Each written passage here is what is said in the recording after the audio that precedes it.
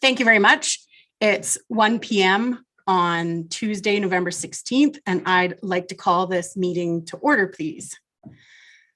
First, we'd like to do the adoption of the agenda. So I'd like to make a motion to adopt the agenda for December 21st, 2021 for the regular council meeting. Does anybody have? Yeah, I was going to do it all at one time. Yeah. I'd just like to move 9.4 into 8.6 discussion. Into discussion. Would that be into 8.6? Great. I actually even have that checked off.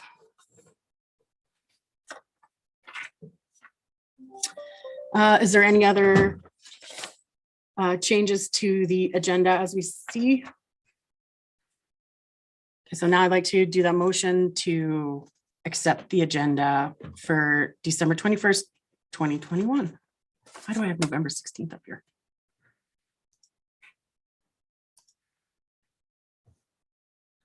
All in favor? Carried.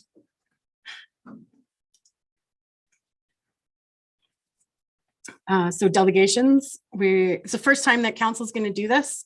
So we have some staff service awards, and Mr. Crouse is going to read and I'm going to present. Is that right? Or are you going to read them all first?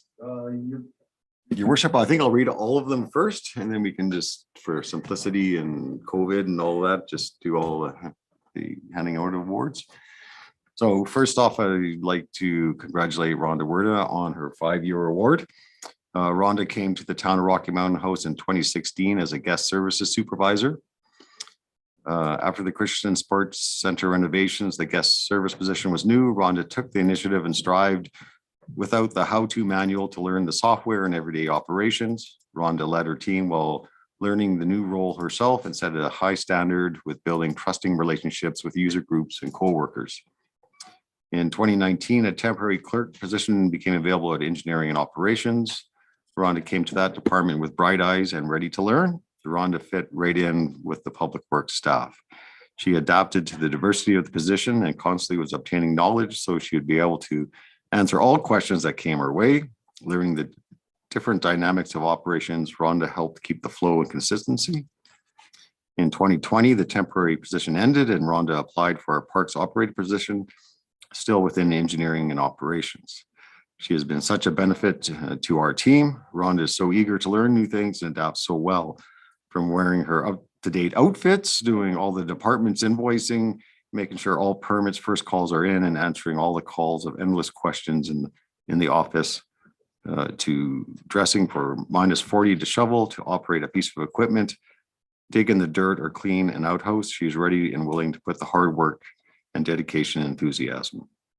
Rhonda's passion and enthusiasm and innovative spirit displayed makes our work possible. Rhonda has developed bonds with staff that have helped us get through hard days and have loads of fun doing the most absurd jobs on others. We're thankful to have Rhonda as part of our engineering and operations team.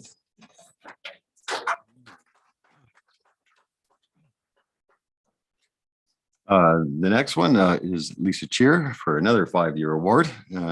Lisa started with the town in March in 2016 as the fitness center supervisor. She helped develop a very successful model of operations for the fitness center.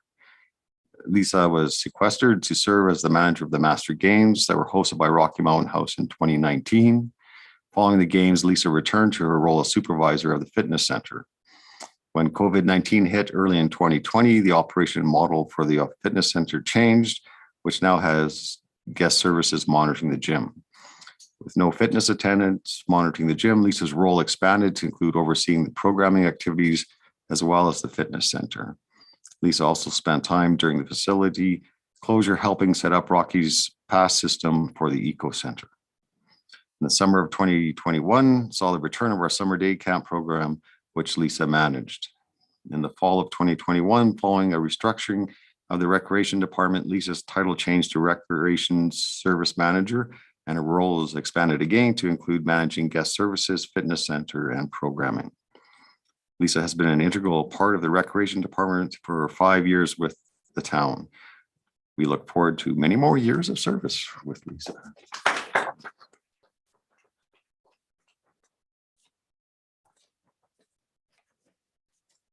I do not see our next award recipient here.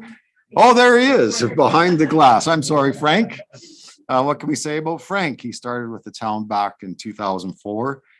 He's just getting his 10-year award now because he decided to take a couple of years away from the town and came back, which we're very grateful he did.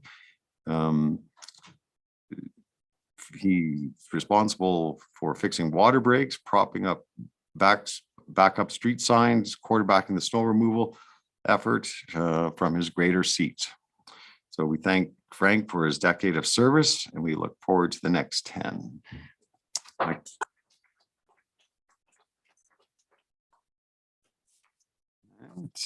For 25 years service with the town, Ms. Deborah Brock. Deb started at the Rocky Mountain House on April 1st, 1996.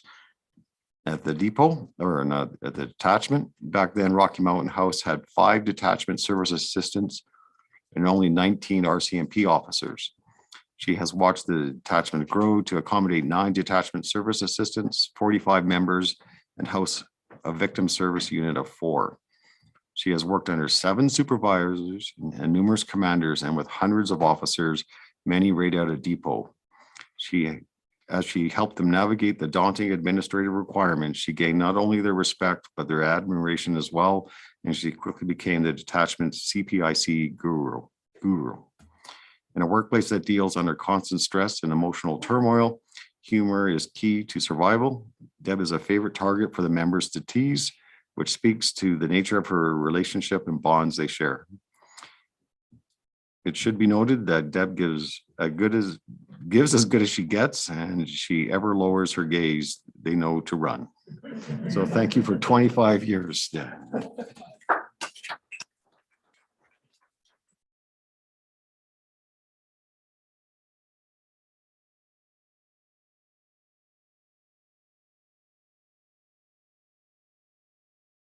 And I'm Sergeant Darren Monroe. I'm the new Ops Support NCO. Oh, you want me to sit here? Okay. You are on camera. Okay. I am Sergeant, do you mind if I drop this? Yes. Easier. I'm Sergeant Darren Monroe. I'm the new Ops Support NCO for Rocky Mountain House. I just started October 4th. So I haven't had as much time with Deb as Carl has. So I'll be reading what Carl had to write here. It is with great regret that I find myself unable to be in personal attendance for the recognition of Deb's long service to the town of Rocky Mountain House and the Rocky Mountain House RCP detachment, where her service has been performed. Deb has been part of the backbone of the detachment, contributing invaluably to the provision of policing to the citizens of Rocky Mountain House and the surrounding area. She has seen many changes in her time with the detachment and has taken it all in stride. Her dedication to public safety has been unwavering. The detachment can be a chaotic and stressful workplace at times, but Deb's professionalism and commitment has seen her endure and take it all in stride, being an inspiration to all the other detachment employees. On behalf of the Rocky Mountain House RCP detachment, the Central Alberta District and K Division, I offer my heartfelt thanks and congratulations to Deb on the recognition of her service today. Sincerely, Staff Sergeant Carl Dinsdale.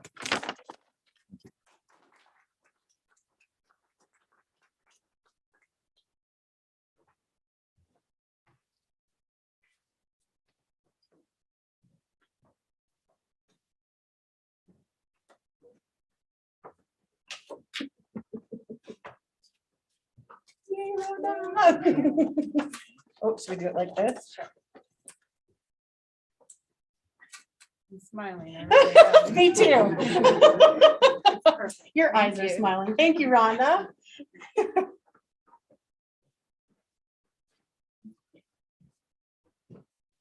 Hi. Make sure I'm on my spot.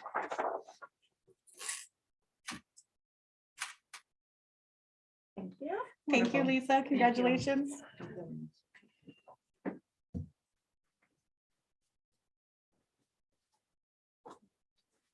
They even made arrows for us. How lovely, hey?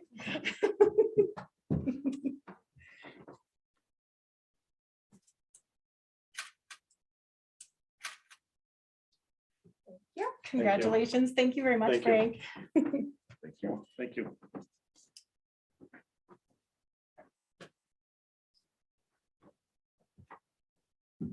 Yay.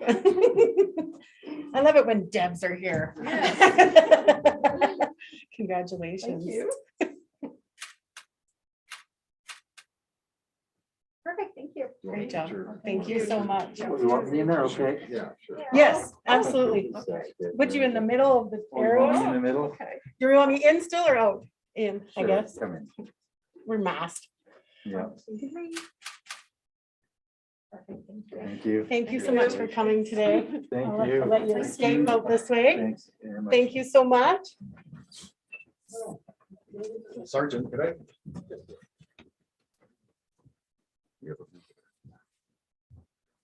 Okay.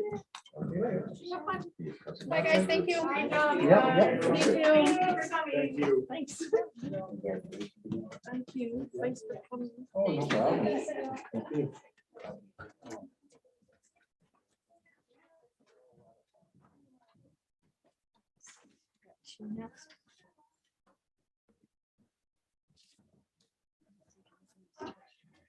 Marina, am I good to go again?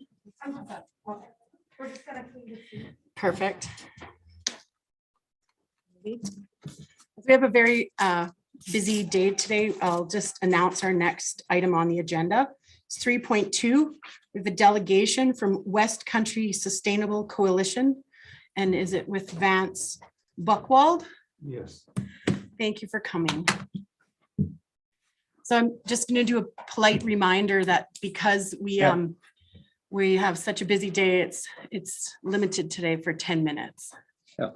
Thank you. It's on, yeah. So I'm Vance Buchwald. I'm a retired fisheries biologist from government of Alberta. I've lived in Nordic now full-time for 4.5 years. And a local group of us in Nordig were concerned about the proposed coal developments. So we formed a group. We have membership from throughout central Alberta, from Red Deer, Rimbey, Sundre, Rocky, and of course Nordig. So I'll go to the second slide. So we've identified a number of risks to Rocky Mountain House in Clearwater County. I won't go through them all. One of the big issues is cumulative effects, which I've highlighted in red. So, you know, the landscape out there is already quite industrialized for the Ram Coal proposal and the Valerie proposal. And cumulative effects is at some point the combined effects of forestry, oil, gas, recreation plus coal is going to exceed the capability of the land to recover and that. So next slide, history of coal. We've had a long history of booms and busts in the coal industry in Alberta. Currently, more recent mines such as Lusker, Grand Cache, Obed Ridge, at Hinton, Tumbler Ridge, and Cheviot are closed down. Cheviot just closed down 2 years ago. And even though they had approvals for further mine, they closed down and have consolidated. This is a tech mine. They've consolidated in the Elk Valley in southeastern BC. So metallurgical coal, which is what is being proposed to be mined, is used to make iron, steel. Production of steel accounts for 7 to 9% of global greenhouse gas emissions. China is the largest importer. Australia had been the largest exporter to China, but is now under a political embargo. There's no guarantee that China would not embargo coal from Canada. Like, we have no guarantees. We know what it's like to deal with Chinese. It's whatever they feel that day. one of the important things and is metallurgical coal is rapidly being replaced by green steel technologies. So if we go to slide number 4, these are the companies throughout the world that are currently developing green steel. This is probably not a complete list. This is what I could find on the internet. So we're moving there. And China has also made it clear that they're going to make themselves self-sufficient without metallurgical coal, but details are not known. Next slide, number 5, in Canada, Algoma Steel is getting 420 million in federal funds to help phase out their coal-fired steelmaking processes. ArcelorMittal Dofasco has also received $4 million to do the same. So we're moving ahead. So this fall, next slide number 6, green steel is not just something out there in the ether. It is real. So the one of the most advanced projects is in northern Sweden, and they delivered steel to Volvo in the summer. This fall, in October, they released their first fossil-free steel vehicle. And what's of particular interest here is you might look at that, you can see that there is not a driver. There's no cab, no driver. And this is one of the other things is, we're being promised if, coal comes here, there's going to be all these high paying jobs.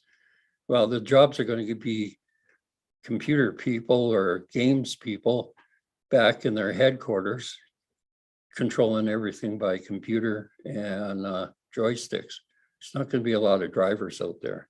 Everything's going to be automated. So slide number 7, risk to health, human and the environment. One of the biggest problems in Western Canada with coal mines is the release of selenium. And selenium gets released from the rock overburden. Some comes from the coal, but comes from mainly the rock overburden, and it leaches out when it rains or if it's wet. And it's a very hard thing to control. Tech has spent millions of dollars in the Elk Valley trying to manage it. And now it's become an international incident between us and the US because the water flows into the US and we're polluting Lake Kusanusa. So next slide, number 8, tailing pond failures, the risk is real. I mean, you'll be told that there's very low risk. In October 2013, the tailings pond, one of the tailings pond, Obed Mountain collapsed north of Hinton, and it released arsenic, metals, pH or PAHs, and this is real. Short, about a year later, the Mount Poly one in BC collapsed, killing lots of fish downstream in the canal area. So if we go to number 9, they're not going to be able to control the selenium on site. It's going to end up in the watershed. And your water intake is just downstream of where the Clearwater comes in. And the Blackstone mine would be on tributaries of the Clearwater. The Aries mine, Ram Coal, would be on adjacent to the Ram River. So you would be dealing with selenium in your water going forward if the mines happen. There is no proven technology to contain the selenium. So next slide, number 10, species at risk. There are over 50 sensitive species, flora and fauna in the North Saskatchewan watershed. The well-known ones are grizzly bear, harlequin ducks. You might go, oh, I've never seen that pretty duck there in the middle. The males are only here for about a week or two to breed the females, and then they're gone. and you see just the brown plain duck later.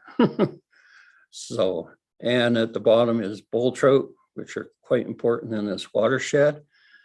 So last year, federal government passed the critical habitat for bull trout through the Species at Risk Act. And basically all of the watershed upstream of Rocky Mountain House is critical bull trout habitat. And that means there could be big issues with any approvals by the federal government. Next slide, number 12, just this fall, the University of Calgary released a cost benefit analysis of coal mining. This was based on what was happening in Southern Alberta. So it confirmed that the economic benefits of a coal mine are heavily outweighed by adverse effects of the environment, local communities, ranching, tourism, and Aboriginal and treaty rights. Most benefits would be accrued to the coal company, and in current markets, it's unlikely that a coal mine would do better than break even financially. Next one, slide 13. So one of the things that they didn't deal with at length in their cost benefit is economic externalities. And an economic externality is a cost or benefit that is imposed on a third party that did not agree to incur that cost or benefit. So polluting water with selenium, other contaminants is a negative externality. Society would incur extra costs in water treatment, containment, cleanup, and health costs. Extra train traffic through central Alberta communities such as Sylvan Lake is also a negative externality, would increase the emergency response times. This is also a big issue for places like Eckville and Leslieville too. They have the train tracks right through town. So, and a huge negative externality is loss of future recreational or tourism potential. Next slide. Other probable externalities. Roads. Is this why the province is proposing a twin highway 11? Other roads will also be needed to be built or upgraded. And these are public roads. The companies aren't paying for them, we are. Railway, long ways from Nordegg to the Rocky Railhead. New line from the Aries or Blackstone projects to Strachan Railhead. So I just would like to point out, I don't know how many of you as kids made gunpowder, but two of the main components of gunpowder. So, you know, the Strachan Railhead deals mainly with sulfur. We're going to add carbon, coal to it. So if this was to go ahead, there's got to be really strict concerns about keeping those separated. If we ever had a rail accident, we could have horrible fires, horrible fires. So question, who's paying for their construction and maintenance? Probably all Albertans. You know, any of the benefits I've seen that we would get from taxes to the county, not to the town, is $1 to $2 million. $1 to $2 million doesn't pay for much for road maintenance. And did we learn nothing from the taxpayer money gambled on Keystone XL? So in conclusion, let's choose sustainable economic development. I mean, in the time I've been in Nordegg, the amount of recreational traffic we have has just exploded. You know, first it was the announcement of the Bighorn Park that didn't go ahead. Houses that hadn't sold in the subdivision, all of a sudden were selling. Now with COVID, everyone's coming out there to be in the outdoors. There are no lots available in Nordegg on the north side, and almost all of the ones on the south side are sold now.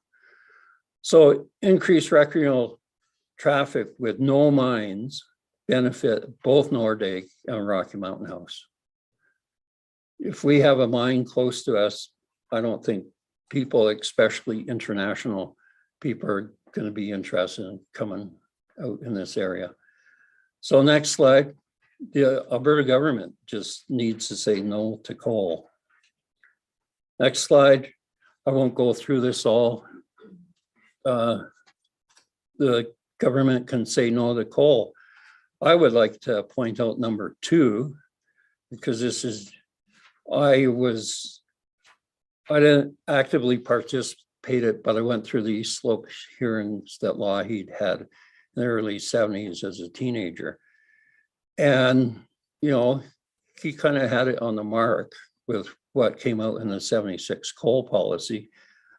But I think we need to go further and just prohibit coal from all Zone 2 lands.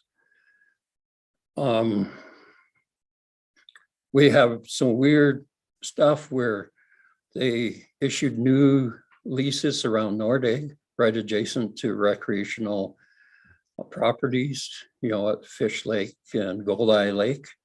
The industrial area at Nordegg has a lease there, right under it, which I can't believe, but I'm sorry, Mr. I'm Buckwald, you're Yeah. at your 10 minutes. Would Yeah. you like to say something in conclusion? well, to the next one, we recently, well, end of October, we sent you a letter asking the new council to reconfirm what the previous council had passed regarding development of coal in West Central Alberta. So, and last slide, we just need to say no to coal.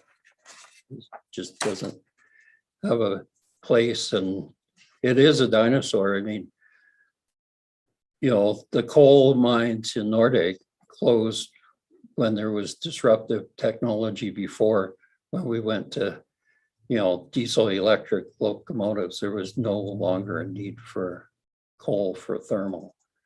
I'm not sure there's a need for coal for metallurgical purposes anymore. We've moved past there. So, any questions? No, I think I don't have any questions, but thank you so much for your presentation. And now we'll open it to questions. Do any of the council members have any questions about this presentation? No, and I think we just sent the letter in response to your first letter Oh, did yesterday. you? Like it just, Oh, we need time to reply. yeah, no, Yeah. no problem. Okay. Thank you very much for coming. I really appreciate your time. Marina has my email address. Yeah, yeah, okay. Thank you. Thank you very much. So moving forward, we have another delegation set up, and we'll just give us a minute to get the hot seat ready.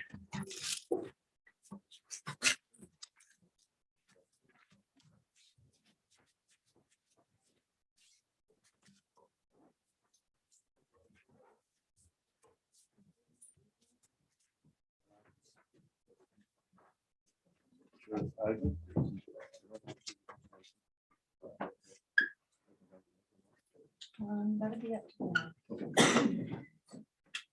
Okay, thank you very much. 3.3, we have a delegation from the Rocky Rams Junior Hockey Club with Mr. Ryan Stamba.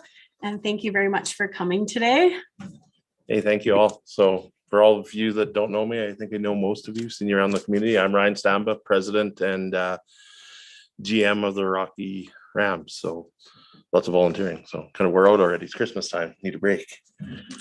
So I'm sure as all you do, I won't take up a lot of your guys' time.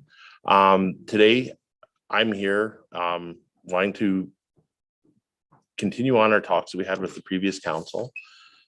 We had talked with them a couple of times in the past about dressing rooms, the issues that we have at the arena with the dressing rooms, small, outdated, and the need for something bigger and better for all the community. But as well, my focus today is on the Rocky Rams. We're trying to operate a junior hockey team, one of the top tiered teams in the province, and we're trying to operate out of a very small, very tight space. We're one of only two teams in the league that doesn't have our own dedicated dressing room. With COVID and stuff like that, we're running into a lot more issues than we originally expected. And previous council and us talked about an addition to the arena. That didn't get real far. We got permission to put modulars in the back of the arena. Once we did the feasibility study ourselves to see what modulars even cost versus what a potential addition would be, we were at the point where it wasn't feasible to put something temporary in. Just didn't make sense. It was a short-term solution to what's a long-term problem there. So we're here, I'm here today, hoping that we can open up those discussions again and potentially get something moving in the future.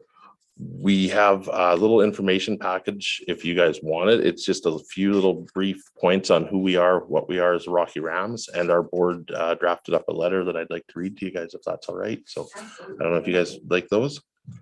I think there's enough. So Mayor, member of councils, directors that are here today, thank you for considering our request for an expansion to the Bunch Arena dressing rooms. A dedicated group of community-driven volunteers have been working together with the local businesses, supporters, and community members in hopes of securing funding support and the approval for a fifth player change room for the 2022-2023 season. The additional fifth dressing room would be added as a permanent addition to the northwest side of the Bunch Arena. This additional room's main purpose would be to house the Rocky Rams Junior Hockey Club. The Rocky Rams proposal would see the kickoff of a community-driven fundraising program to start in 2022 and have the town of Rocky Mountain House match dollar for dollar up to $250,000 for this expansion. The goal of this project is to provide a modern, up-to-date addition to the arena and provide our community-based team a facility that will allow for continued success into the future. With this addition, it will allow the organization to secure its foothold within our community and ensure long-term sustainability. The hockey and sporting roots in this area run deep. The community, the local businesses, and its people have a genuine love for the sport and show it through their support from the novice levels right up through our current junior hockey program. With this acceptance and approval of the Rocky Rams Junior Club's request, we would carry on the tradition of competitive, high caliber hockey and sports in our area while continuing to be ambassadors of this community throughout the province.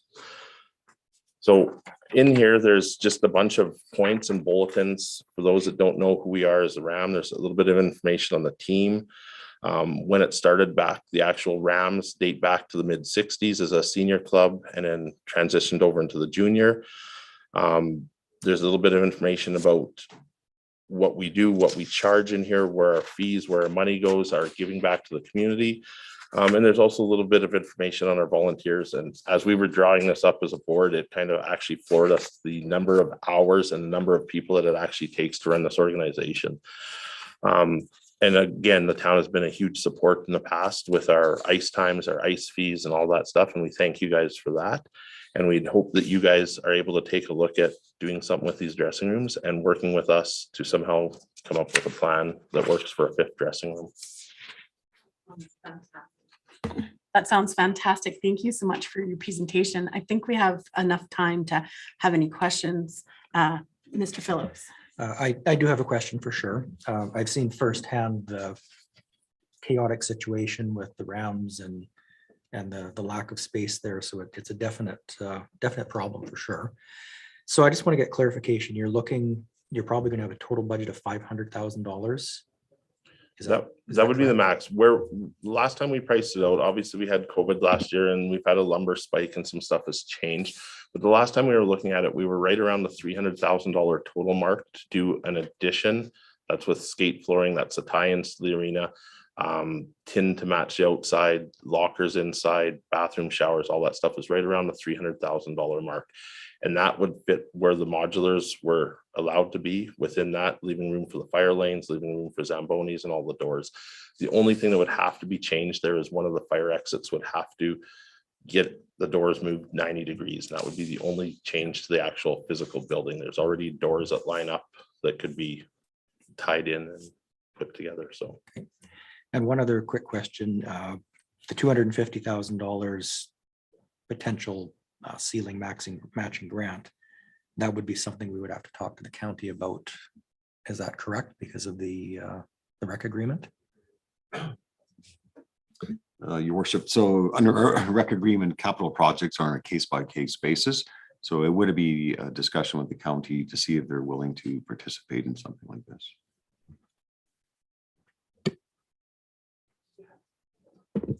Did you have another question there? Ms. No more questions. Just there's a need. I've seen firsthand where there's tables of food, there's massage tables, there's skate sharpening equipment, all in the hallways, basically, which is where they shouldn't be. I'll go to this side of the council before I have my questions. Is there questions on this side? No.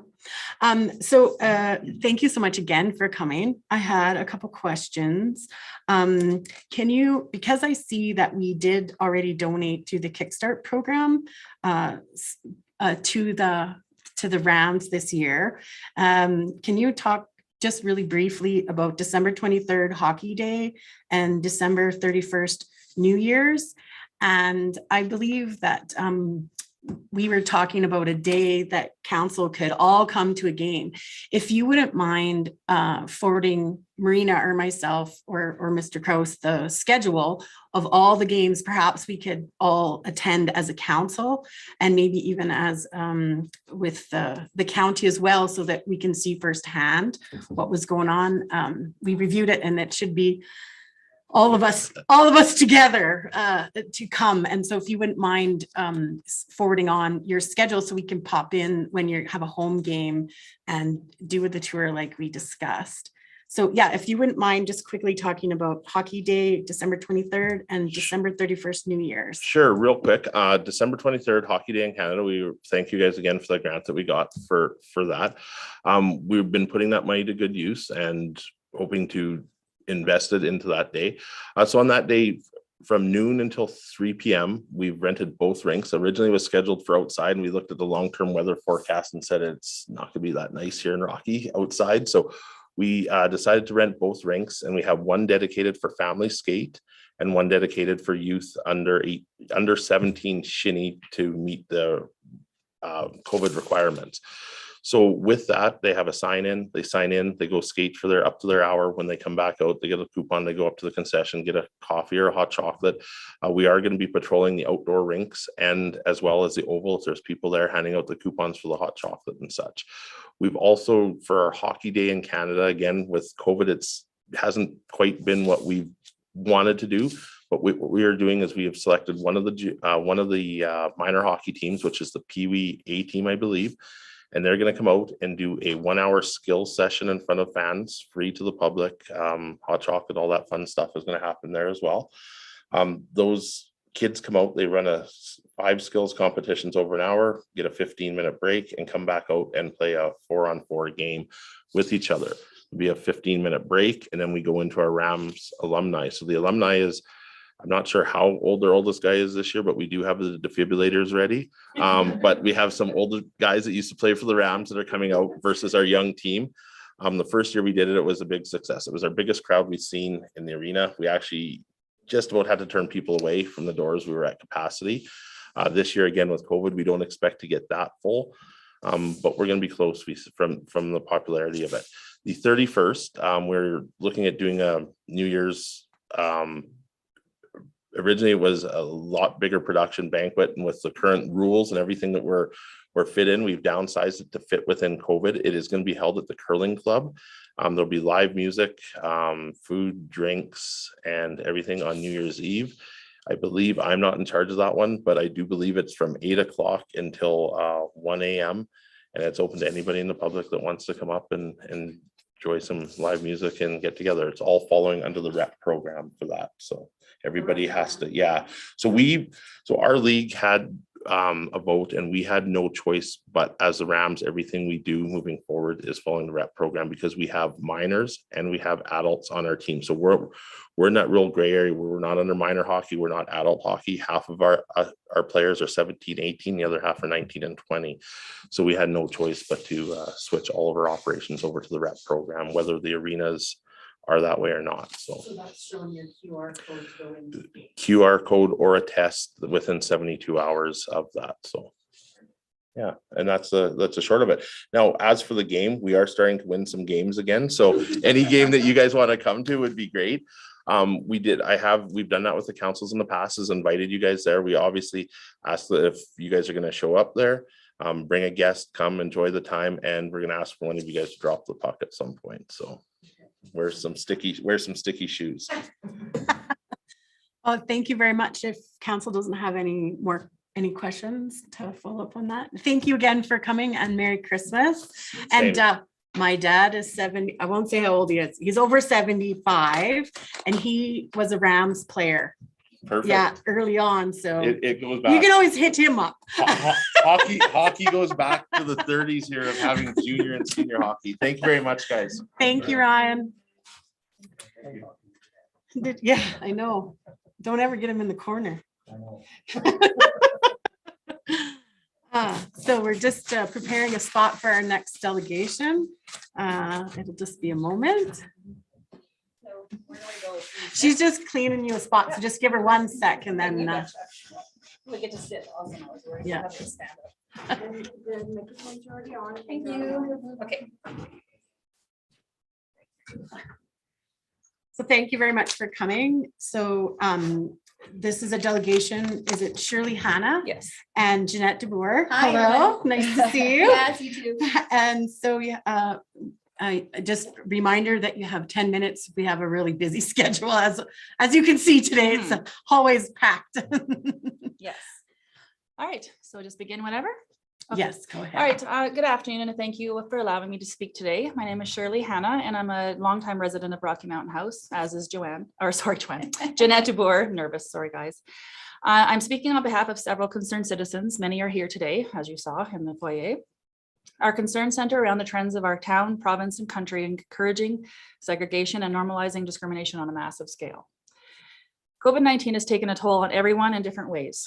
As time has progressed, conflicting information about how best to keep the public safe has surfaced, causing division and animosity between the people. It is a big responsibility for leaders to make decisions that address everyone's concerns, and this reality is acknowledged. But there is a responsibility of those in positions of power to consider evidence and opinions that come from both sides of a debate.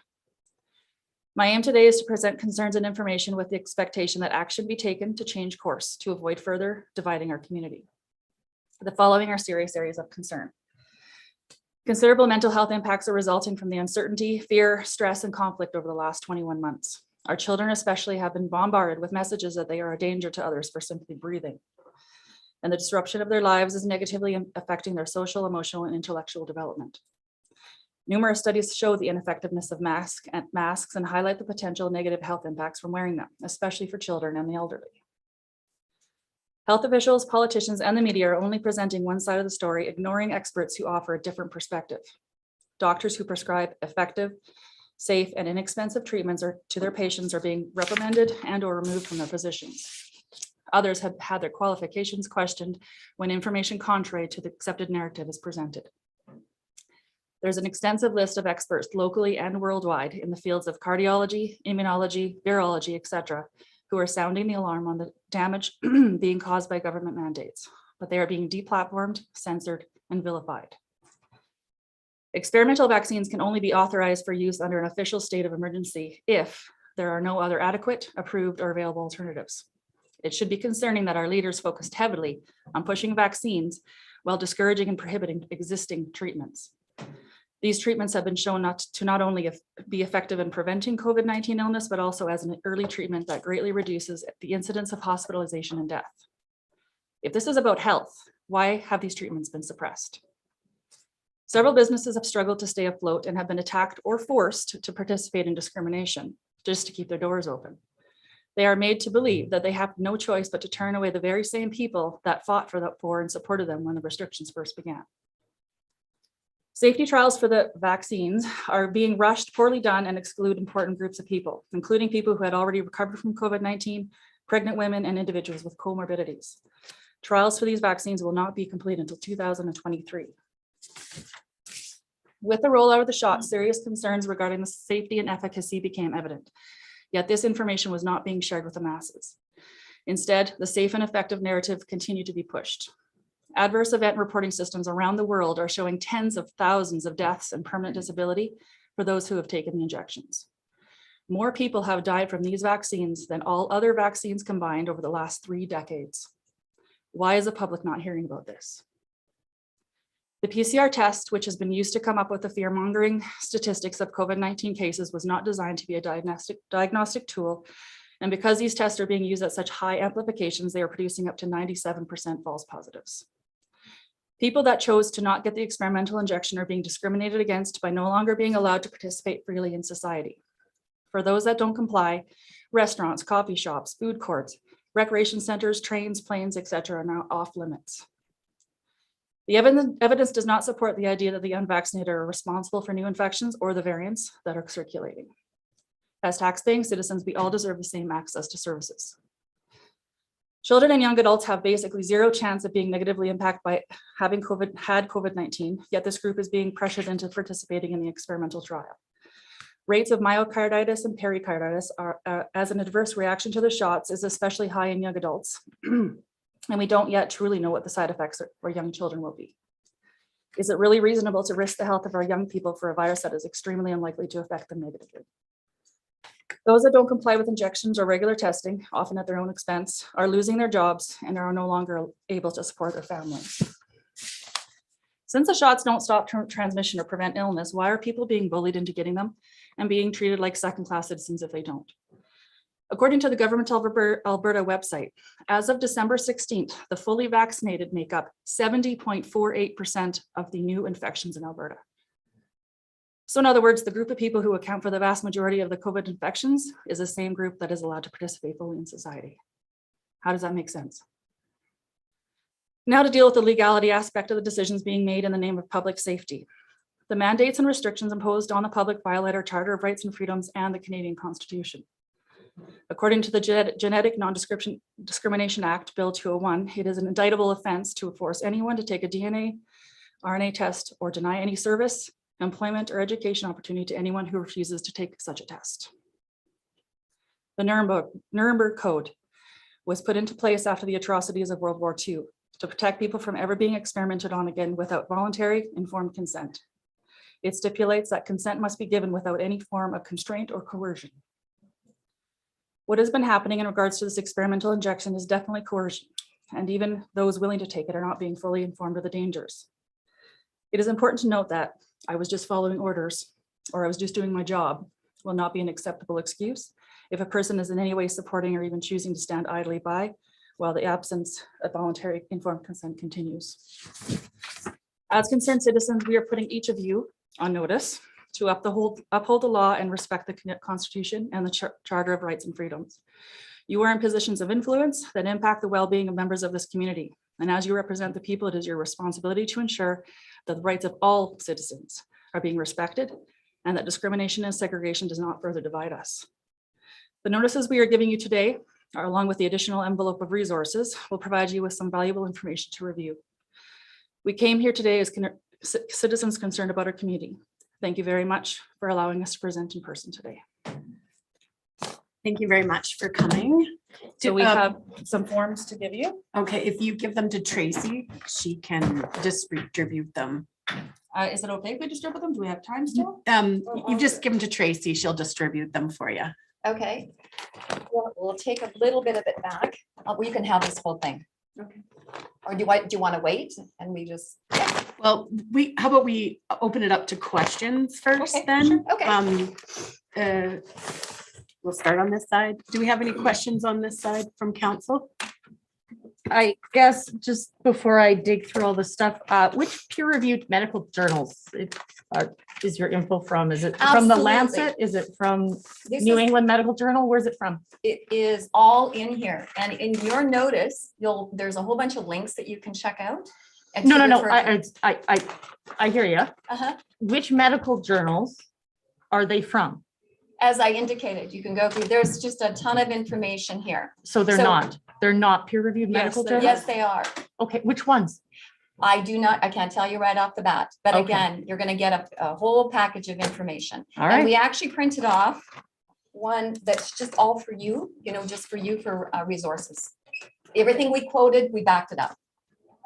Okay. With which journal? With which peer-reviewed medical journal?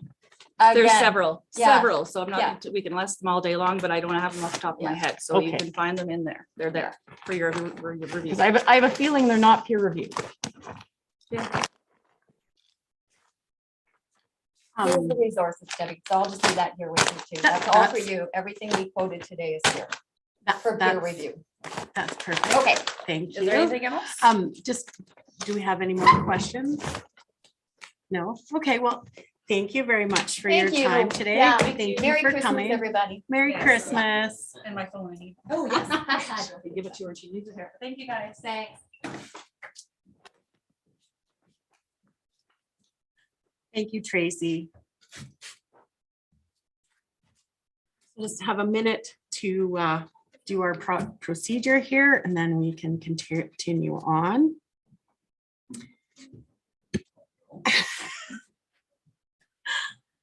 So if we look at 4.1 to adopt the regular council meeting minutes of December 7th, 2021.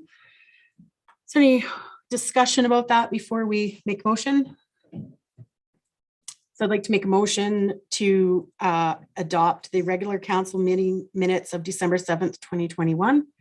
All in favor? And that's carried. Thank you very much. So delegation business 5.1. Do we have any discussion on that?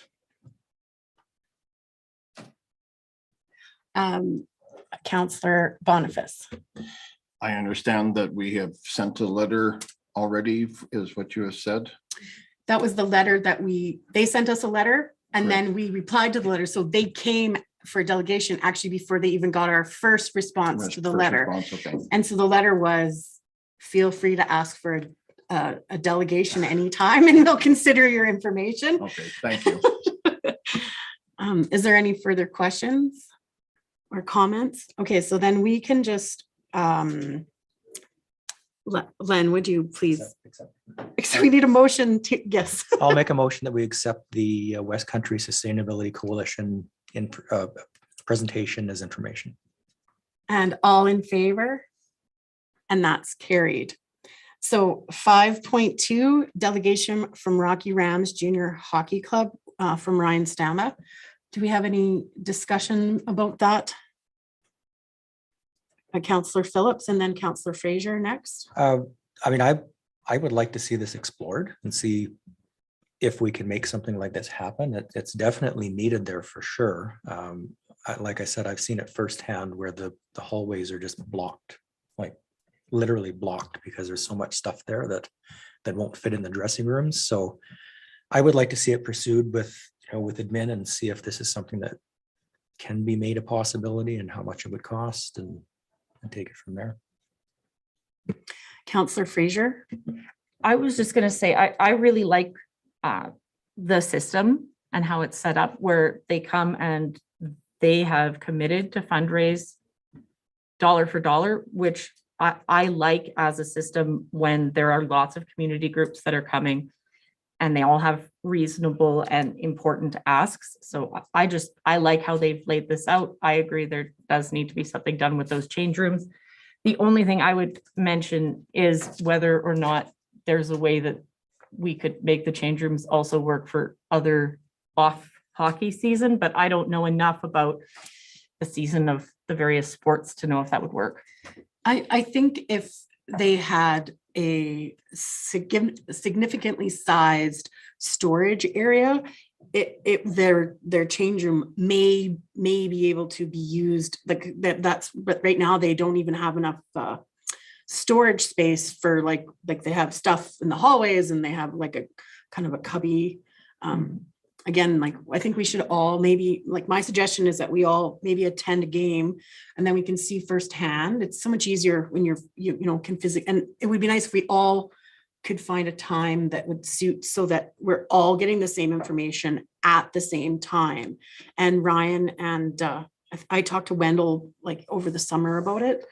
they're like more than gracious enough to host us and show us around yeah, so if that makes sense. It But does, I agree that it shouldn't, I don't want to build something that's just specific for one group if we can get other teams to use it. And I'm sure if they had a proper storage area, that's more significantly able.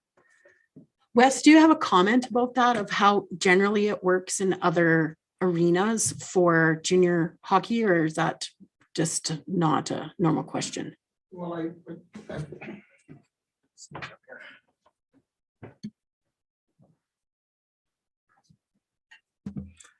Mr. Stahl, I did state that many of the junior teams have standalone dressing rooms.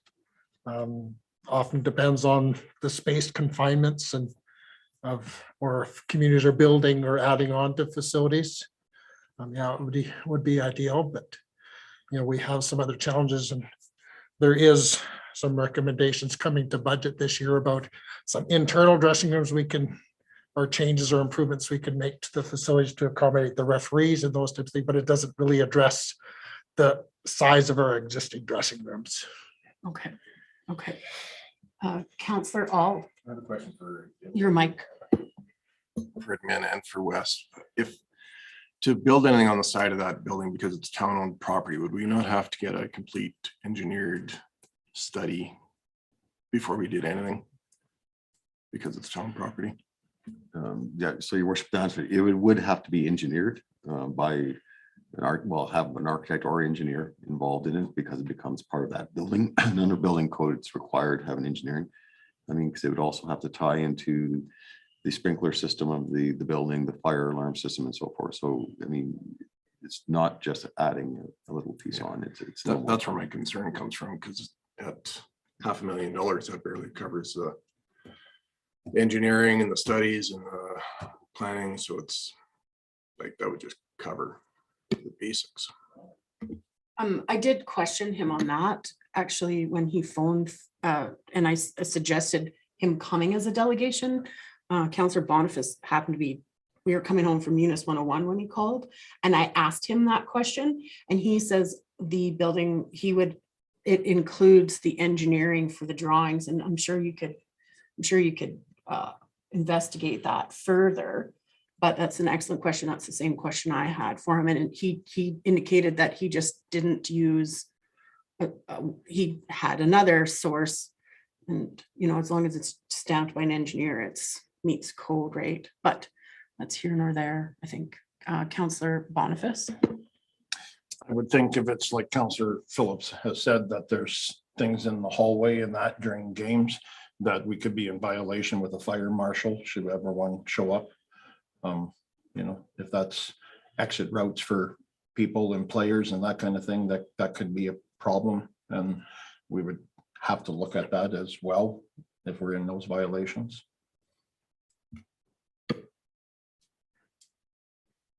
So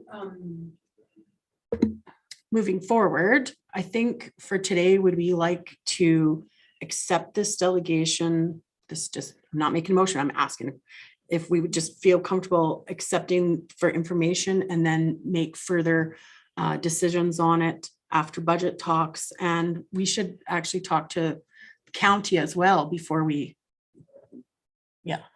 So, your worship, so it'd be my recommendation that council actually discuss this in budget discussions. I mean, the request is actually $250,000.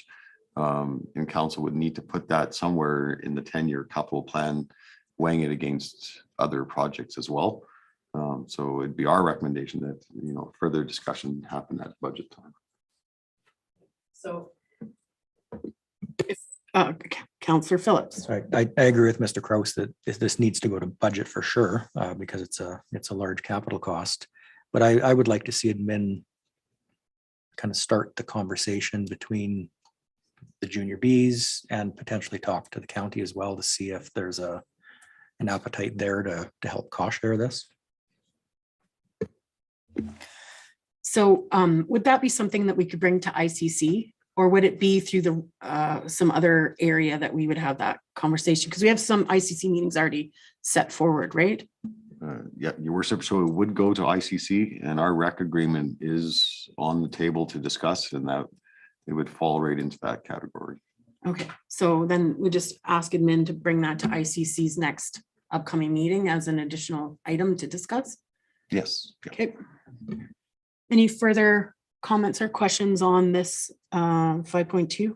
So I'll make a motion that we accept the delegation for information today to be discussed. Is that how you want me to do it? Let's clarify how I should do Yeah, that. thank you, your worship. So perhaps two resolutions of council. One to discuss the request of $250,000 for a dressing room addition to the budget discussions. And then a second resolution that the town put the recreation agreement onto the agenda of the next ICC meeting also with the inclusion of additional dressing rooms. Okay, thank you very much. So Councillor Ald. So I'll make the motion that we ask admin to bring the request for $250,000 to the budget meetings in January. Thank you very much. All in favor? And that's carried. So can we have a second motion? I'll make a motion that we direct admin to bring this to the next ICC meeting as a topic of discussion for the rec agreement. All in favor? And that's carried. Thank you very much. Do I have to make another? Okay, excellent. So 5.3, the delegation for the COVID restrictions. Would just accept that for information, or would anyone like to have discussion on it before we move forward? Councillor Fraser and then Councillor Boniface. I guess perhaps just for the people who are watching at home, just to make it clear that we don't set public health. That's not our level of government. We can't decide suddenly that you don't need to cook chicken to 165 degrees because we feel that that's the way it should be, or we feel that, you know, big chicken is controlling everything. So I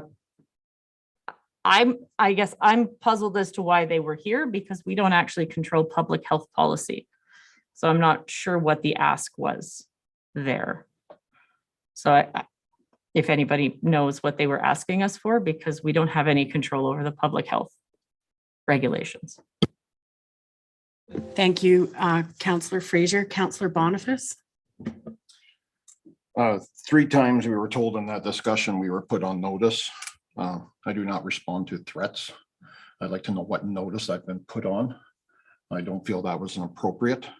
Also, when they were asked directly which medical journals they were given their information from, all they had, if they had come prepared, they would have had that information. I feel if you're not going to come prepared and leave me a bag, I have better things to do with my time than read through that bag of information to make up my mind. I feel it's everybody's choice. I'm not going to interfere with anybody's choice. And that's it for me. Thank you, Councillor Boniface. And I think we have a general statement that we can say from Councillor after we hear from Councillor Phillips. So I again, this just because there's other people listening to this this council meeting. I mean, the town of Rocky Mountain House follows the AHS guidelines that's set down by the province. We don't control the hospital or AHS at all. That is not a municipal jurisdiction. And from the town of Rocky point of view, we never instituted the rep program. We allowed the businesses and user groups to choose to be 1/3 capacity or choose to be reps. So I'm not sure what the ask is, to be honest. So in conclusion, I have a little something to say. I know we've all been asked quite a lot about COVID, and there's varying perspectives out there. As a member of the council for a representative of Rocky Mountain House, we are doing our duty to follow the provincially mandated rules and regulations set down by the provincial government. They have access to doctors and medical journals and experts to give them advice, to tell us what to do. We are just doing our level best to follow the rules. And that's as far as I think we all feel comfortable doing. And that's our duty as municipal elective officials, to do our best to follow the provincially mandated rules. And now I would like to ask a motion to accept for information the delegation. Sorry, I Councillor will Boniface. make a motion to accept the information from the delegation for information purposes only. Okay, all in favor? And that's carried. Thank you very much. Seeing as we have no old business, we'll move to new business. 7.1, we have an RFD to update federal regulations. So it's a request for decision for telecommunication facility protocols. And this is updating our policies to meet the new federal regulations. And I see that we have Mr. Dean Schwader is going to give us some information on that. Thank you. Before we start, we got PCPS, Hi, Craig Teal. I'm He's just gonna put you on the speakerphone. individual who helped me work on modernizing the policy. So we're just going to get him online just to help answer any questions that council may have regarding the policy. Can you tell me, where is he from again? Oh, Parkland Community Planning Services. Thank- Sorry, thank you. PCPS. Sorry, my acronyms, I shouldn't use them if no one. No, that's That's- perfect. That that- one eluded me. Yeah. Hi, Craig. Hello? Yeah, just a quick You should question. try him on this one here. How do I get him on? You can dial him on that one. Can I dial on there now? Yeah. Okay. I'm gonna try you back. I'm just gonna put you on the actual intercom system. Okay, hold on. Did you dial 191? 91. Just bear with us for a minute as we technically hook up our Parkland Planning Services gentleman to talk about the telecommunications facilities protocol.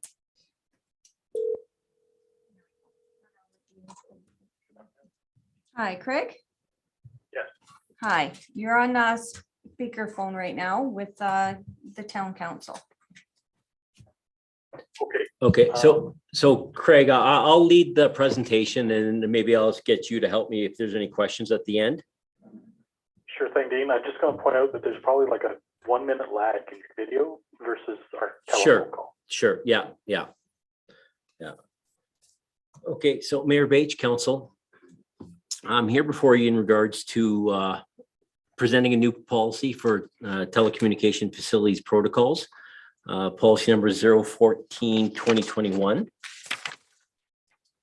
The purpose of the telecommunication facilities protocol policy is to set parameters specific to the town of Rocky Mountain House to guide the proponent for a telecommunication facility and the town in participating in the review process established by ISEDC, which stands for Innovation, Science, and Economic Development Canada.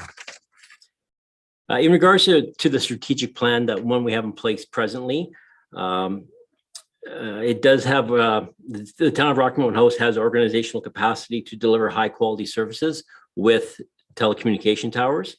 And also the town of Rocky Mountain House communicates, engages, and is responsive to our citizens. Ideally, with the new policy, communication and citizen engagement, of course, we'd post any engagement with the public in regards to town website or Facebook page, but also part of our policy, it's mandated that we also communicate any new towers that are going within 100 meters or 3 times the height of the tower itself. Just a few comments in regards to Innovation, Science, and Economic Development Canada. They more or less control where towers go within a community. We can have our input as far as either we agree or disagree, but as long as they meet the criteria as far as set out by ISEDC, they more or less determine if the tower will be doable within that area. The MPC does have authority in regards to writing a letter to ISEDC in regards to our either pros or cons in regards to that proposal, but ultimately it's the approval of ISEDC. And then on page 3 or 4, I just listed the purpose of the facilities protocols in the 4 points there. Ideally, I included a comparison between the old policy, which is 004 2000 and no, sorry, 012 2004, in regards to the old policy, and then I compared it to the new policy itself on those on that split page there. Some of the highlights in regards to this, it's fairly standard across the board, but we just modernized it, updated it. Also, it talks about anything above 15 meters being an application needs to be required for anything above 15 meters. On page 2, it states 3 different points there. Going through it, like I said, unless Craig wants to add in, there's not really a whole lot of difference. Like I said, we just kind of modernized it and updated it. And on page, in regards to expectations regarding design and appearance, we more or less had a little more control in that as far as what that tower should look like in that area and how it should be screened and that type of stuff. So we've added that as an additional piece to the policy. Now maybe let Craig, if he just wants to add a few points, if he likes. If not, we'll just take questions. Thank you, Dean. Because just 1 or 2 things to point out. Certainly in 2004, municipalities are still getting used to new telecommunication facilities, and in Industry Canada, I do miss the old name, it was easier to say, had laid out expectations of proponents. They've updated their materials since 2004, so you are seeing kind of the 2nd or 3rd generation of policies being used now by Innovation, Science and Economic Development Canada and proponents. So some of the things that changed that we dropped out of the policy from 2004 include an appendix explaining what the technology was. So that could very quickly be updated. So you'll notice that that's been taken away from the policy. And we also don't talk so much about the health issues. From the federal regulator's perspective, Health Canada has resolved that. And what they wish to hear from municipalities are you okay with the location? And are you okay with the look of the facility? All the other federal jurisdictions related to Transport Canada, NAV Canada, Health Canada on the health effects are dealt with by those federal authorities. So it is a very narrow, limited area that they are trying to obtain that feedback from. The other thing I'll point out is that we've also had a chance to do one of these during COVID, and the virtual meeting option seemed to have worked out pretty good. So the updated policy replaces the previous policy's requirement for an in-person open house, which hopefully makes it easier for proponents and others to fit in their schedules to be able to find out about a proposed tower, see the drawings, talk directly to a proponent, and provide input. The other aspect of the public consultation is we used to have a circulation for residential properties only. We have around the base of the tower. The proposed policy focuses on landowners, not residential versus non-residential, but it also focuses on putting an ad in the paper and using the town's website. If there's anyone that may be beyond the ring of notification that could still possibly see this facility, is a relatively small geography after all, they're able to also participate and find out about the tower and maybe join in that virtual meeting when it's being offered. I think that covers everything I'd like to highlight, Dean, unless there's any questions. Thank you, Craig. So any questions from council? Okay, so this might not be part of this, but I thought I'd throw it out there just because of the issues with the water tower. I think that would fall under NAV Canada's rules, but do we have it laid out where we can't have towers because of the flight path? Just because I know that we had some issues with the water tower. Does that need to go into here, or does that fall under NAV Canada? So your question, Councillor Fraser, is there certain areas where they cannot have it? Specifically because of the flight path that we have that other municipalities may not have. Well, I think that may come into account in regards to the flight path. Presently, whatever's being proposed, in the past hasn't caused interference with the flight path to the hospital. So moving forward, I assume we would have comments in regards to that. Am I wrong on that, Craig? NAV Canada will actually respond in those Okay. There we go. on that particular issue. That doesn't mean the town can't ask any proponent about that as well to find out what NAV Canada's response was. I think the water tower in that was because of the adjacency to the STARS landing pad more so than anything else and general. And I think the tower was there before the flight with a helicopter pad. Yeah, So yeah, so I don't think, I feel comfortable that, so, I'm sorry, who do we have on the line again? So I have some alternatives there. So would we have to ask every time if it falls underneath, just like, is that part of our policy to ask? Is that in there to ask if they've check marked NAV Canada's consultation? I don't believe that is written in the proposed policy. No. Is it sorry, Should it be? or is it mandated by the proponent to submit that? Not sorry, whole name. To the federal regulator, yes. To the town, not necessarily. Okay. I don't think there'd be any harm in adding that as one of the information items you would ask under section 17 under the subheading proponent submission to town would be confirmation of consultation with NAV Canada on flight path.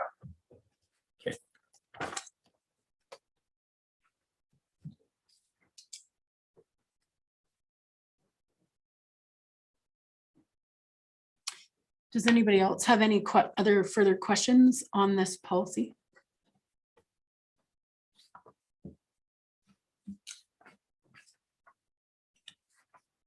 And Mr. Fraser, sorry, Schrader. I almost called you a counselor last night. That's my day. It's got to be pretty getting close for a break time around here.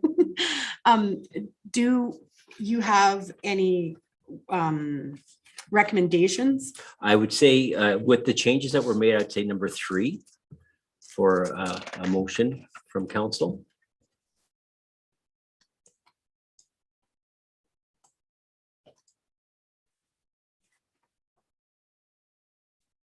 And that would include that number 17 proponents. That is correct, with approved changes.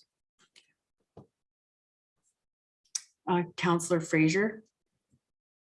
If there is no further discussion, I will move that council adopt the telecommunication facilities protocol policy 014/2021 with the approved changes and rescind policy 012/2004 and guidelines associated with that policy. All in favor? And that's carried. Thank you very much. Would we like to take a brief? Thank you, Craig. Yes, thank you very much, Craig. Would you like to take a brief 5-minute recess? Okay, so we'll take a brief 5-minute recess. The cameras will stay on, but we will be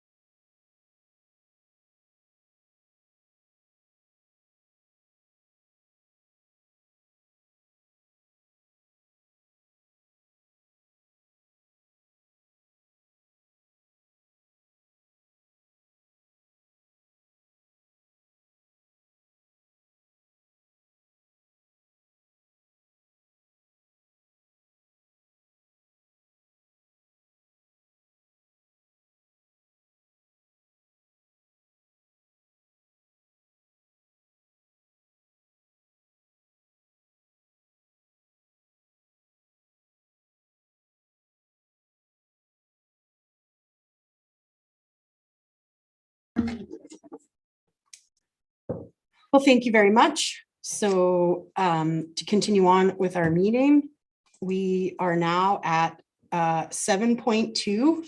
We have a request for decision for January 4th regular council meeting.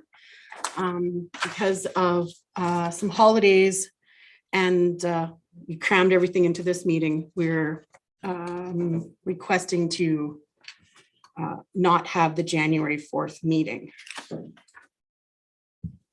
Mr. Kraus, did you want to, or, sorry.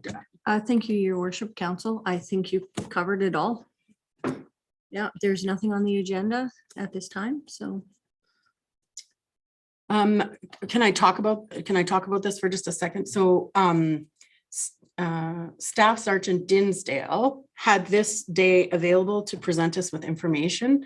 I had some follow-up questions about budget talks with him. This day would work for him fine, but also he's been able to come the following Tuesday, right before we go into our actual budget talks. He would come in that morning. I'm just want to give the opportunity. I know that we have people away, but we still would be able to have a meeting if we wanted to have Staff Sergeant Dinsdale come and present the information that he presented to Mr. Kraus and myself. Was it last week or just like a couple of days ago? I don't know. Yeah, it was last week. That way you have time to review it and think it over it and assess it before we go right into budget talks. So, and the other thing that I wanted to ask about for discussion is that we're doing a bylaw change, and we've been, there's no reason to say that we have to do the 3 readings of a bylaw for something like policy or procedure all at the same time, but I would like to start showing that we're going to do the 3rd one just at the next meeting, just for the appearance of that we are giving the public informed time if they have any questions about it. And it doesn't have to be every time, but I just wanted to say we could do that because there's anyways, so do this. Anyone else have any questions or comments about moving the 4th meeting?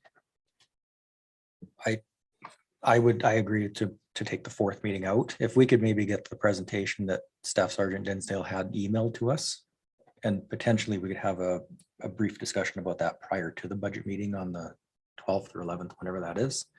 I think that would solve that matter. There's no reason to have a meeting for one topic. I think that's kind of a overburden for one topic. But as far as the 1st, 2nd, 3rd readings of a bylaw, I think if we're just changing words like the word to the word and in a bylaw, that's a very simple, basic. I don't see any reason why the 3 readings couldn't be done in one day. If it's a lot more intense and more changes, then yes, that's a different story. But the one specifically that we're doing today, and it could be put off until whenever we want it, is the change to remove the 3rd Tuesday. And that's why I'm bringing that. If we don't have the meeting on the 4th, we've taken away that 3rd meeting. We'll only have 1 meeting in January then. So not that it matters to me because I'm fine with everything, but I just want to have a discussion about it before we, you know what I mean? Yeah. I'm fine. If there's no topics for it, there's no need to have a meeting. I agree as well. I just wanted to. Okay, so then we have a motion. Your worship, so just for clarification, what I think I'm hearing you say is you'd actually prefer a January 4th meeting with the RCMP as a delegation and the 3rd reading of the procedural bylaw. No, sir. I think I just want to discuss if that was, if anybody cared about that. I think our motion is going to, I can make the motion now, but I think we've nod if we all agree that we're not going to have the 4th meeting, and that if we could have the packet that Staff Sergeant Dinsdale gave us, if we could email that to everybody to review before he comes on the morning of, I don't know what the date would be, the following Tuesday, the Tuesday of our budget. Is that the January 12th, 11th. The same as what we had originally planned. Does that sound fair and reasonable? No questions or comments? Okay, so I'm gonna make the motion that we be it resolved that council the January 4th regular council meeting because we have nothing on the agenda. All in favor? And that's carried.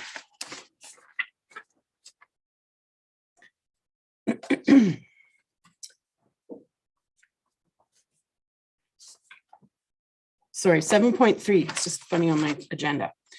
Request for decision, council procedural bylaw. And this is that third meeting. Mr. Kraus, did you want to talk about this item? Your worship will have the drafter, Miss Breeze, talk about. Thank you, your worship and councillors. So as you stated earlier, this is just a minor change that council requested looking at and bring it back to council. So on page 5, the second Tuesday of the month at 7 p.m. has been taken out. And page 6, a counselor may attend a regular council meeting by means of electronic communications no more than, oops, no, that's not the one I was doing. Counselor must notify the mayor and CAO of their intentions to meet through electronic means the Thursday immediately prior to the council meeting. And then I've added or as soon as possible. So the intention behind the Thursday is so it could go out on the agenda who's attending electronically. With a couple of years we've had, sometimes that's not possible. So I just want to add that little sentence in. And then I've taken the amendments and put them in, so you won't see the amended by bylaw 2019-23B. It's incorporated this amendment already into this one. That was a terminology from in camera to closed session. And that is about it for this entire bylaw. I did have a question because I agree with COVID and everything else that's happening in the universe that you should be able to see like, so I'm sick, my kid is sick, I have a fever, whatever, I'm not coming to council meeting today, but still be able to attend electronically is the idea behind it, if I'm correct on that one. Then on C, where it goes 5C on that same page, just the line that you almost started reading, I highlighted it. And it says a counselor may attend a regular council meeting by means of electronic communications no more than 4 times a year. And I'm just wondering if we're still happy with that during COVID, because someone could have a sick kid every month, a different kid, and you know, like for the safety of everyone, you know, you could have a fever but not have COVID, but still want to be safe. Do we want to either change the 4 times or like, do we want to modify that while we're in the modification? Councillor Phillips, you have a question? I'm happy with the 4 times a year left in as is. I think the reason behind that is so that a counselor doesn't perpetually use video means or Zoom or whatever to attend council meetings. I think if we had a situation where a specific counselor had a health issue or a sickness or something, I'm sure we could make an exception based on that as an exceptional issue. I think the intent behind that is just to not make it a perpetual thing. So your worship, just to clarify, Councillor Phillips, because under section 1.3 or 3E, council can by resolution make provisions for this bylaw. So if a councillor is sick for extended period of time, council by resolution can say Councillor X can attend the next so many meetings by electronic means. So okay, the council has that avenue. I'd like to hear from Councillor Fraser. I would agree that the 4 times, I think 4 times was written at a time when there were not Zoom meetings and electronic attendance was you were on speakerphone. We have technology now that allows people, we've attended meetings across the country and conferences. I just think it's a different world. We're expected to attend meetings by Zoom in a lot of instances, and to say that you can only come to council 4 times a year by electronic, I feel like it's outdated. I would almost be happier with, a counselor will make all reasonable attempts to come to council meetings in person rather than having a number there. But that is just my thoughts. See, and I never really noticed it, but I just happened to read it next because it was right underneath of, and I agree absolutely, because we were out last night and someone was in public and I thought, you're the reason why we get shut down all the time, person.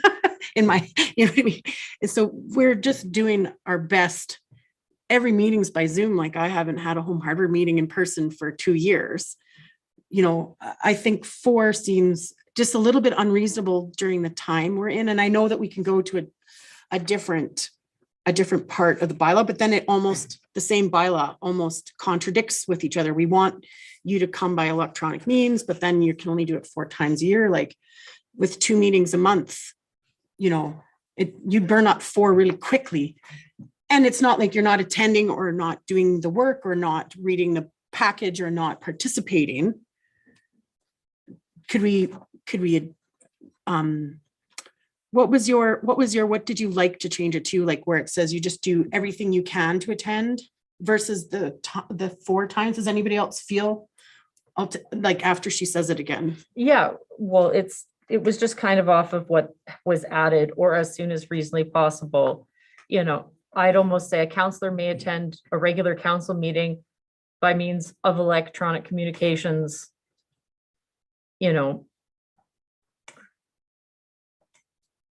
as long as all reasonable efforts are being made to attend council meetings in person. I guess it falls under that reasonableness. Yeah. Councillor Phillips. So my only concern with that is obviously we're not having a problem with this council. Correct. This procedural bylaw will outlast this council and the next council, but maybe 2 councils from now, there's an individual that decides he doesn't want to come and attend council meetings. And the word reasonable effort is very vague. And my reasonable effort and your reasonable effort may be different definitions.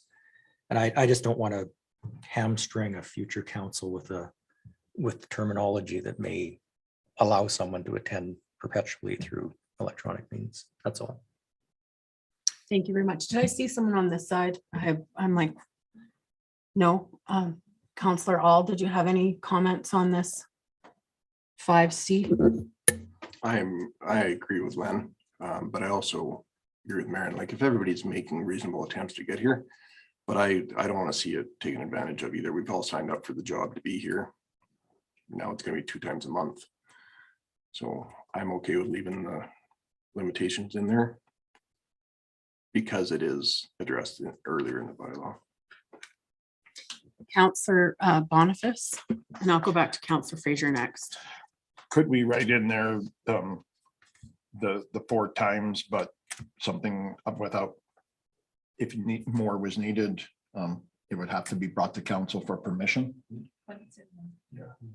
It is in, like, I know it's in there, like we can make the resolution, but do we need to actually just kind of add it to the back end of the question so that it's right there?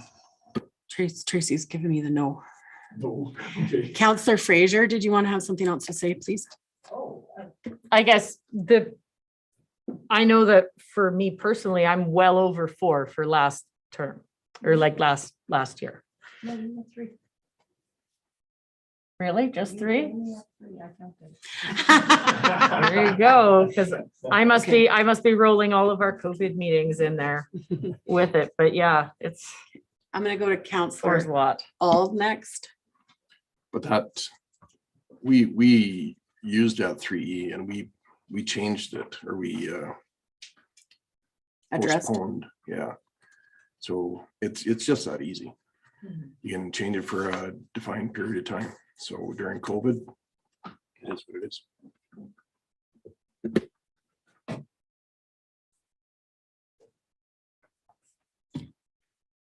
Well, I'm comfortable with that. If there's no further discussion, that we could move forward. I just like I said, I noticed that and I was thinking 4 is not very many.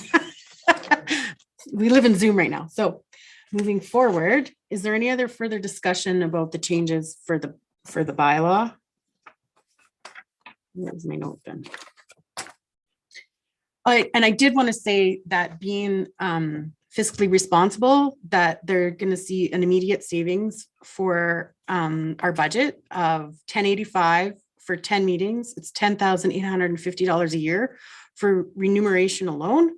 And I think that's a win for us as a council to find a savings like that. Additional costs potentially would be to admin staff, budget wages, overtime, and makeup work at other times. So I'm very happy to proceed with this change. Would anybody like to make the motion? Councillor All. Make the motion that council gives first reading to bylaw 2021/13B as presented. All in favor? And that's carried. I'd like to do another motion that council give a second reading to bylaw 2021/13V. All in favor?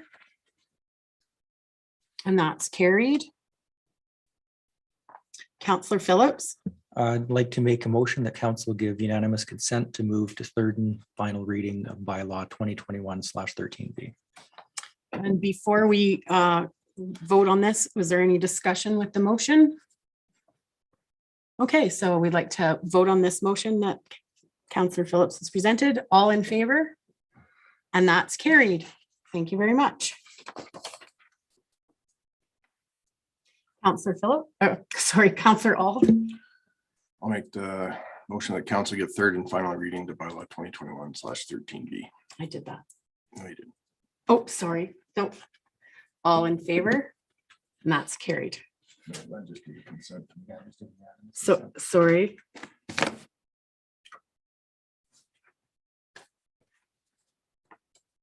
Okay, so correspondence for action, 8.1. Central Alberta Women's Emergency Center, request for letter of support, cause letter of support. Would you like to have any discussion on that?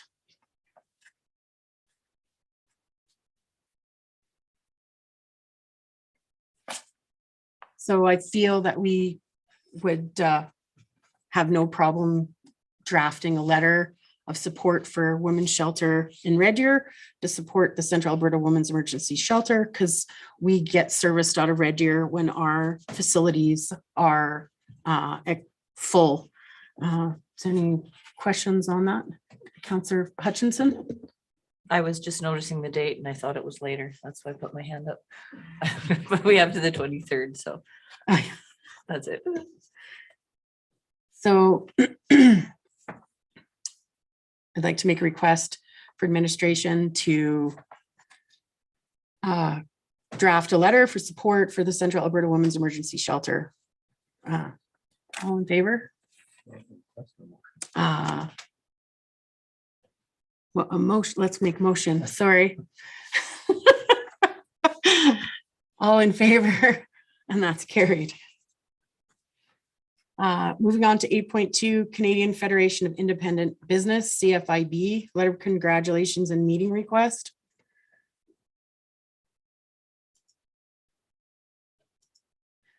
So CFIB, do you want to explain it, Mr. Kraus?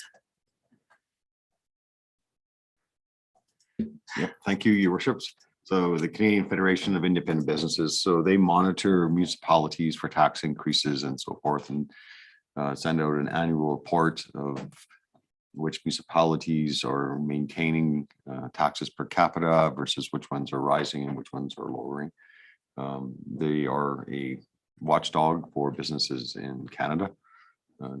In this letter, they are asking the mayor specifically, I believe, for a meeting. Yes, it's at the bottom. Yeah.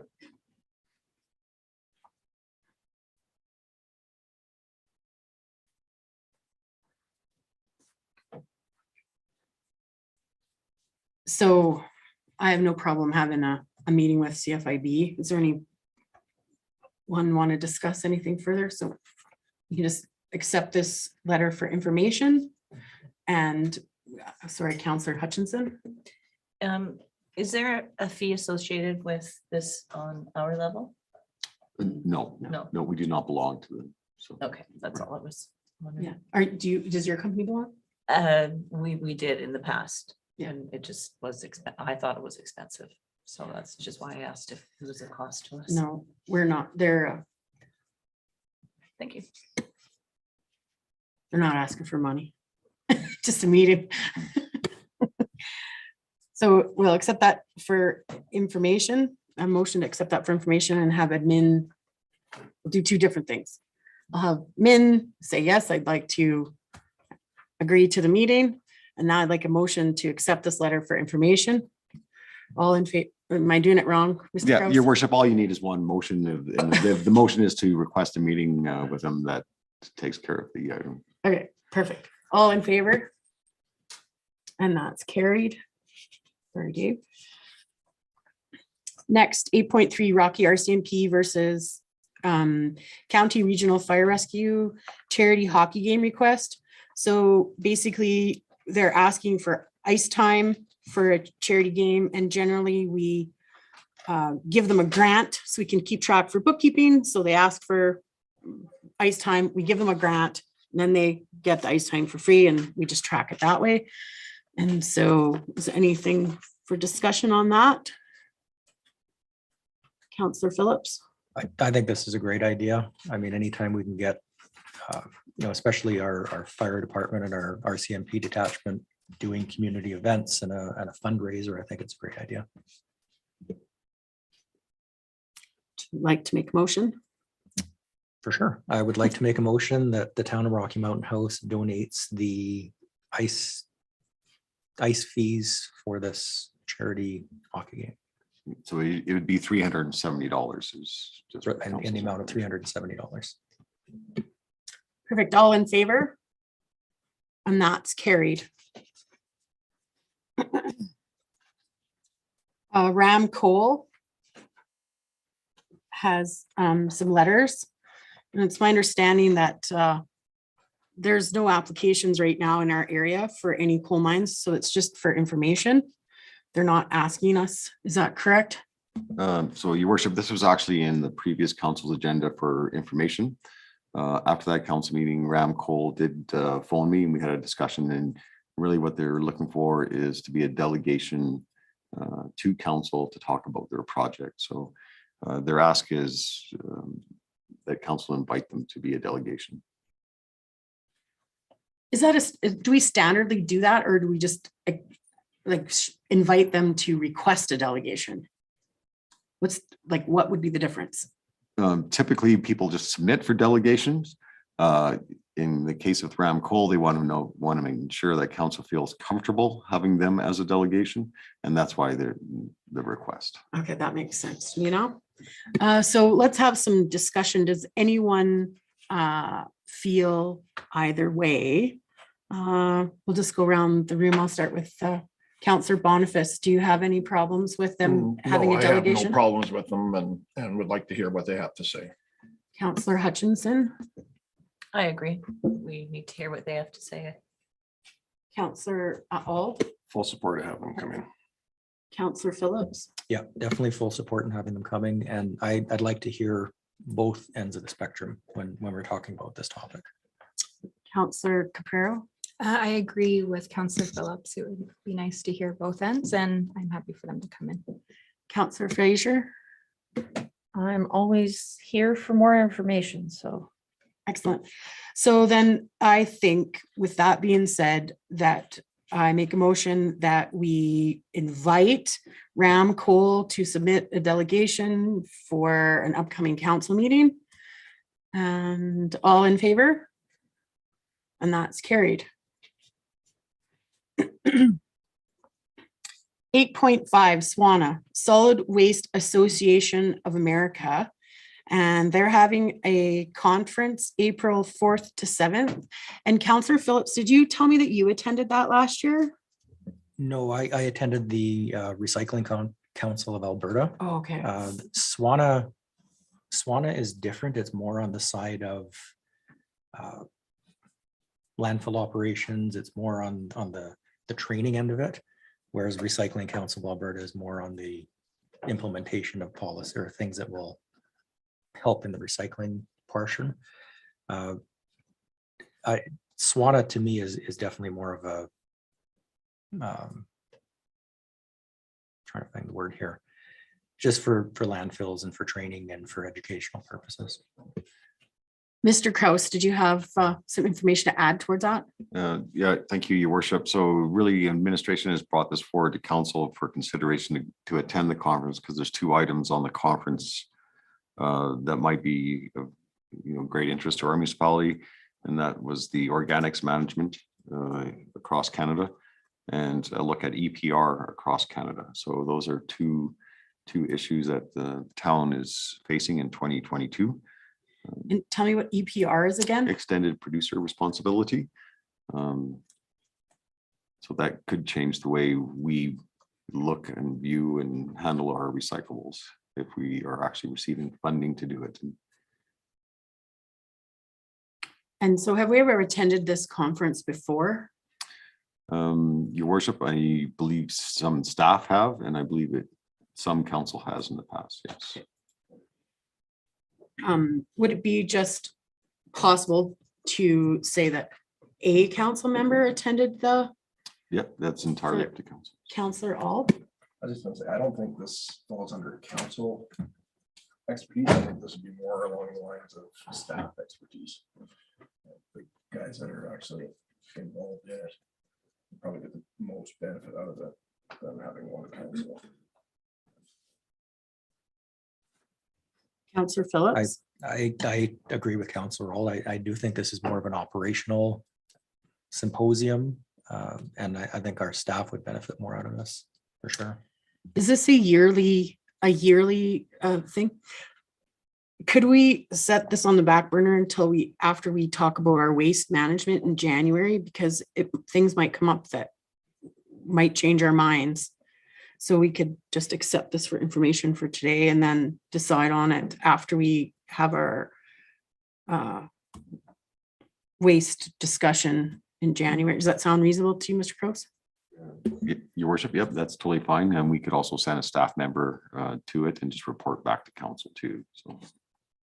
And that staff member, would that be under Mr.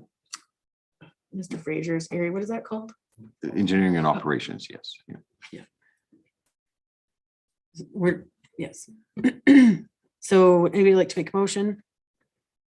I'll make the motion that we accept this for information. The letter from Swana about the conference, and we can address it after we do budget talks. All in favor? And that's carried. Correspond, 8.6, we have moved 9.4 letter to CAO Kraus in response to RSWSA from 9.4, we're moving it to 8.6. Councillor All, did you want to discuss that? Just first comment, I don't know how much of this you can actually discuss, Dean. Is this something we can discuss openly right now? Yeah, so the nature of this letter, council, is so under the agreement for the transfer of the waste was to do an environmental assessment of the current eco center site. So Mr. Reed and I are discussing that aspect of it. Their concern is now that we've occupied the site, how effective an environmental assessment would be done. So we know we have to go back into the agreement and renegotiate that portion of the agreement, which would be discussed at ICC. Because there's also another aspect of the agreement that needs to be discussed at ICC, and that's the net value of the new landfill. And have the accountants come back with that final budget yet? They said the end of the week or the beginning of this week, and it's Tuesday. Your Worship, we have not seen the final financial statements yet. Can we follow up with, who talks to them directly? Do we, or does the county talk to them directly? The county talks to them directly. Can we follow up with them from administration and see if they've, because I was trying to pin them down during that ICC meeting to a final date for last year's bookkeeping. And I tried to think 3 times to pin that guy down to a date. And he just kept saying the end of the week, which would have been 2 days ago, or the beginning of this week. Well, I mean, Christmas is coming. I will follow up with Mr. Reed. Okay. Is there more information that you wanted to discuss, Councillor Auld? Well, I'm just curious about how, I guess, the basis of the agreement where if we're not in, they want us to be in compliance with the existing terms and conditions. Does that mean they still want us out of there? So your worship, we are having different interpretations of the agreement. I mean, the town's position is that we own that site, and as owners, we have the ability to use that site as we see fit. Under the agreement, it's drafted that it would be abandoned, an environmental assessment done, and reclaimed for sale. So now that we have decided as landowners to have a different purpose for that site, that just needs to be addressed in the agreement. Okay. And that was what we talked about in ICC, and that's moving forward, correct? Discussions still have to happen, yes. Yeah. Does that answer all your questions, Councillor Auld? Yep. Does anyone else have any questions about that letter? So I make a motion to accept the letter for information 8.6, which used to be 9.4 from the town of, or from the county. All in favor? And that's carried. Thank you very much. Moving into 9.1, is there any discussion we want to have from any of the correspondence? I know I want to ask if anybody wants to talk about anything before I accept it. Does anybody want to talk about any of the correspondence before we accept them for information? Not to know. Okay, so I'd like to make a motion to accept 9.1, 9.2, 9.3, 9.5, 9.6, 9.7, 9.8, 9.9, 9.10, 9.11, and 9.12 for correspondence for information. All in favor? And that's carried. 10.1 Administration Report, CAO Report for December 21st, 2021. Mr. Kraus. Thank you, Your Worship. Majority of my time in the last month have been spent with council, touring facilities, strategic planning, and so forth. I don't know if there's any other major highlight in there that council wants to ask questions about. I mean, our ledge clerk is also very busy working on different policies and so forth, and also our communication coordinator working on updating. I don't have any questions. Does anyone have any questions for Mr. Kraus? Councillor Boniface. I'd just like to thank Mr. Kraus for helping myself as a new member and giving me so much good information, and I really thank him for his service. Oh, thank you. I think we can all agree to that one. Okay, so I'd like to make a motion to accept CAO report for information. All in favor? And that's carried. 10.2. I think we'll have, yes, perfect. Wes, you're the best. Department report, Recreation and Community Services. Good afternoon, Your Worship and Council. Just a couple of highlights since this report was issued is that the outdoor rink and the oval are open. And I think our Olympia, the Zamboni has been out there smoothing the ridges on the oval.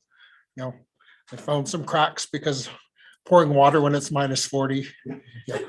Builds the ice, but yeah, now they're smoothing it out. So the outdoor rink is in great shape. The oval, let's just hope that the weather cooperates while the kids are out of school and are able to get out there, make full use of it.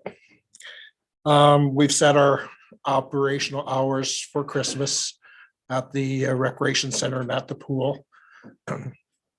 The Christensen, the recreation center is got some reduced hours just because of the user groups haven't booked any ice over Christmas. So we're going with some reduced hours. The fitness center is open. Basically, we're doing our weekend hours, just a 1 8-hour shift that will be open. The scoping audit for the pool HVAC assessment, I've received the final draft. It's been submitted to the Municipal Climate Change Action Center for their review. They've come back with a couple of questions for our consultant, and then we're moving forward with that, and then we can get our final funding back for that grant that we received for that scoping audit, and then we'll be using that in next steps forward. So those are the main things. Again, dealing with budget, strategic planning, service level reviews, all those things that we were working on in December from my office, and my staff have been visit with the day-to-day of their various departments.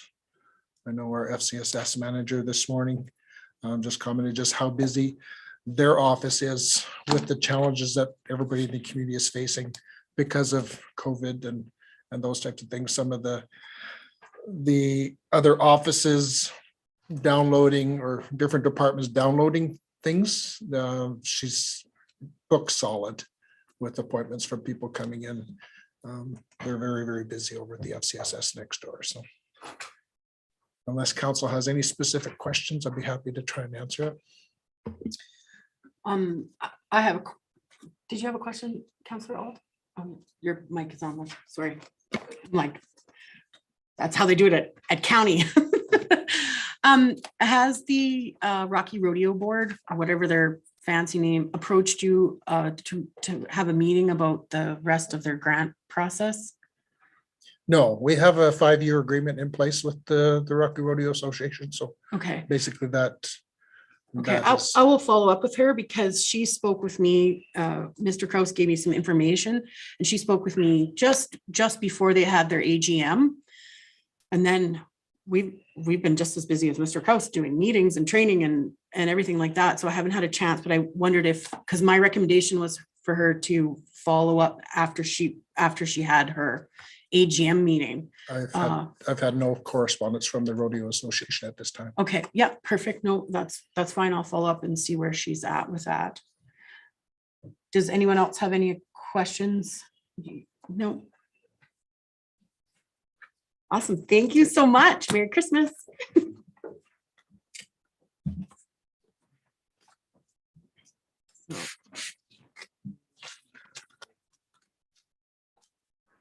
Lost my agenda.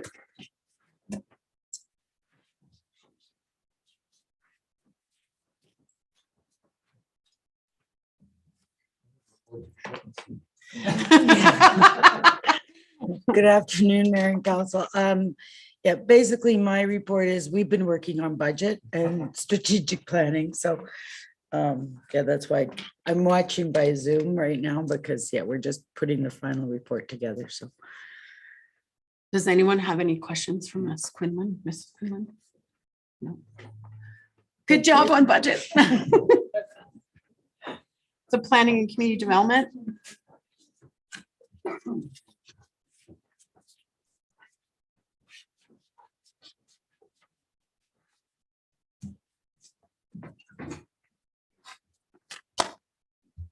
My report is I helped Betty with her budget. yeah.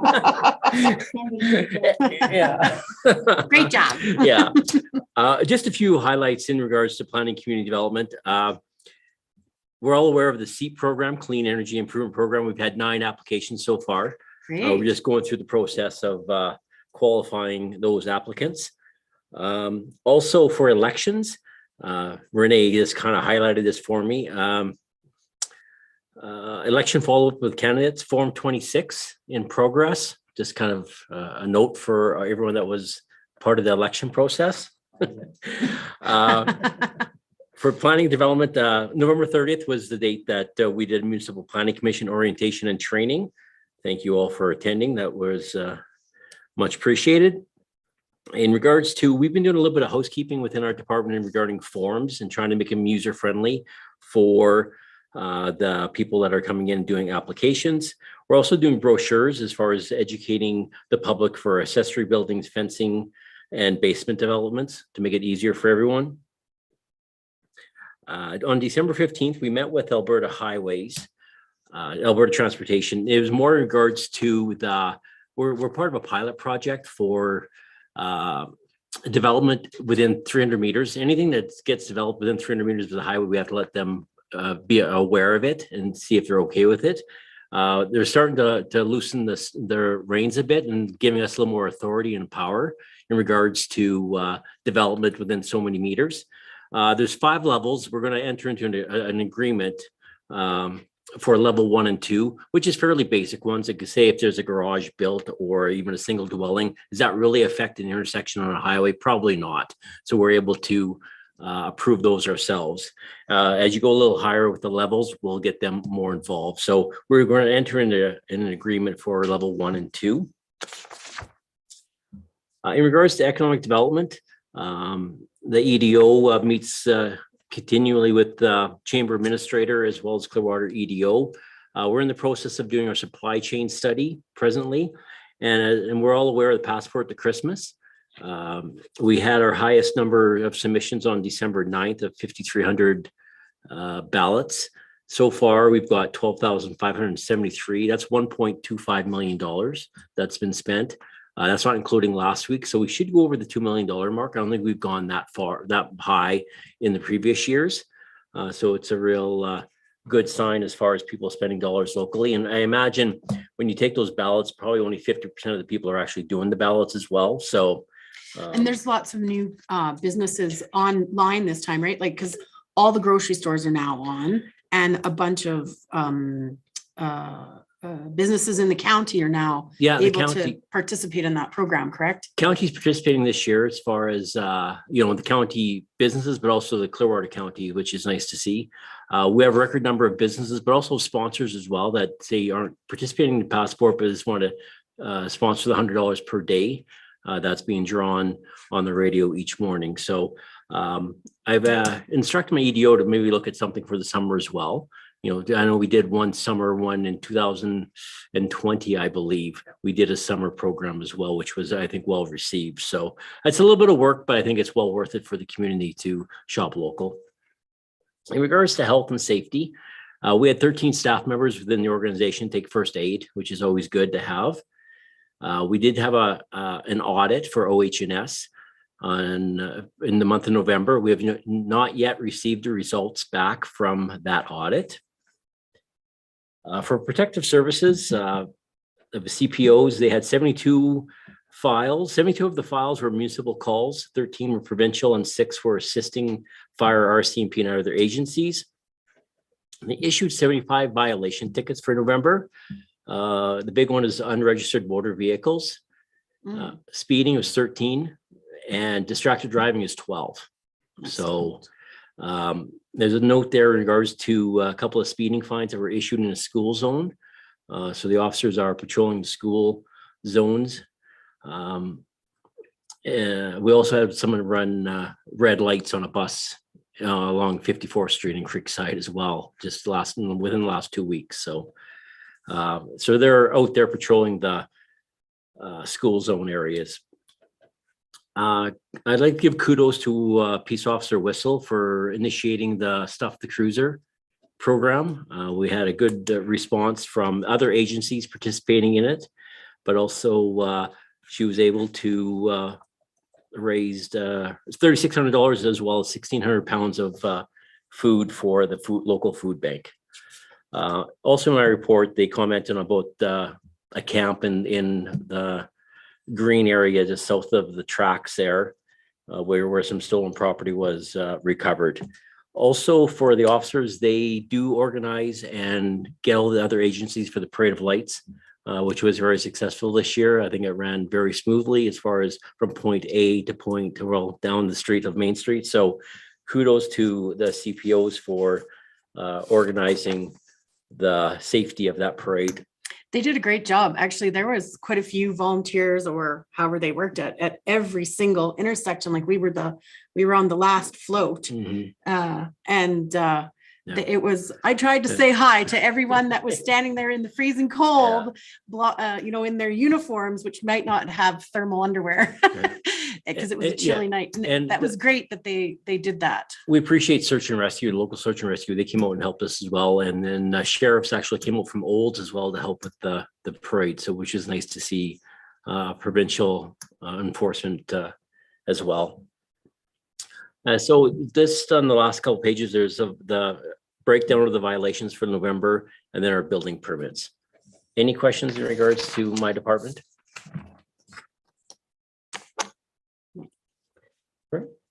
Thank you very much. Merry Christmas. Yep.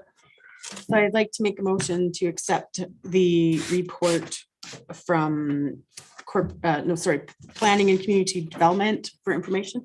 Oh, we're gonna do my, sorry. I'm trying to get you out of here by 3:30.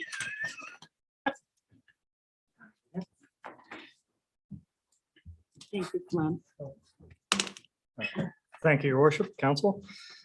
Summer projects and our maintenance activities are largely wrapped up for the year. Snow removal's in full swing. Our water treatment plant operators are currently battling frazzle ice, and we had those 3 water main breaks on 49th Street last week that are keeping us on our toes. Can I ask a question, just so anybody that's watching, if they have a water main break, what's the best way to contact the town? Because I had people texting me and then I was texting Mr. Kraus and I'm like, I want to know what to tell everybody if they have an issue. Can someone tell me that information? Absolutely, Your Worship. If anybody wants to call 403-845-3220, the Public Works line, and after hours, we have intercom messaging. We'll answer it and direct it to our on-call staff. Thank you very much, because I don't know if y'all got calls on that too, but I had a couple of people call me and I'm like, I should know who to call if there's an emergency. No, absolutely. 24 hours, that 845-3220 will get you somebody. Thank you very much. And great job on fixing that. It was a very cold day to be out there on a Sunday, no less. Yes, ma'am. Any other questions?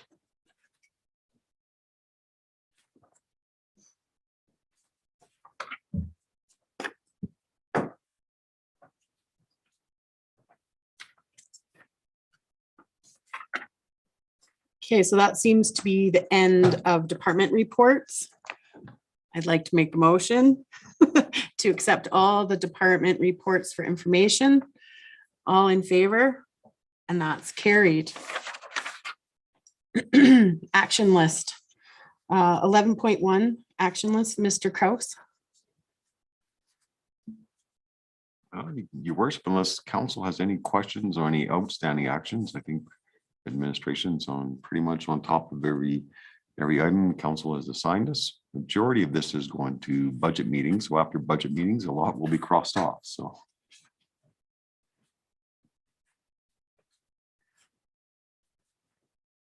Councillor Fraser.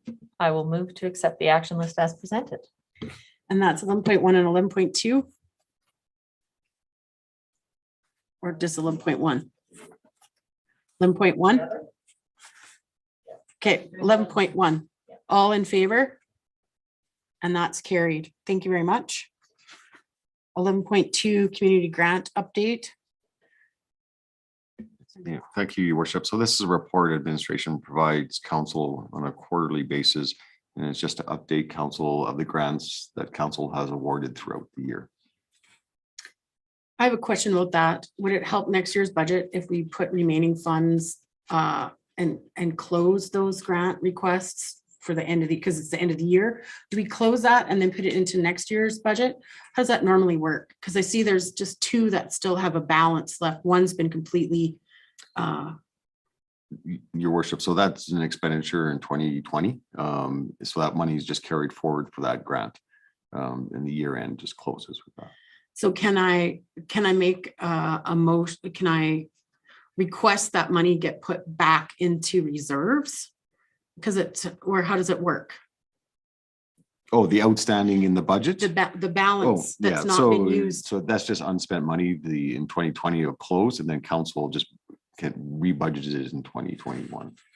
Thank you very much. That answered my question. It's like, do I have to do something with the balance? Betty, you're smiling at me, but you know what I'm thinking, right? I'm thinking she's working on the budget. Okay, so we need I'd like to make a motion that we accept the actionless community grant report for information, and all in favor?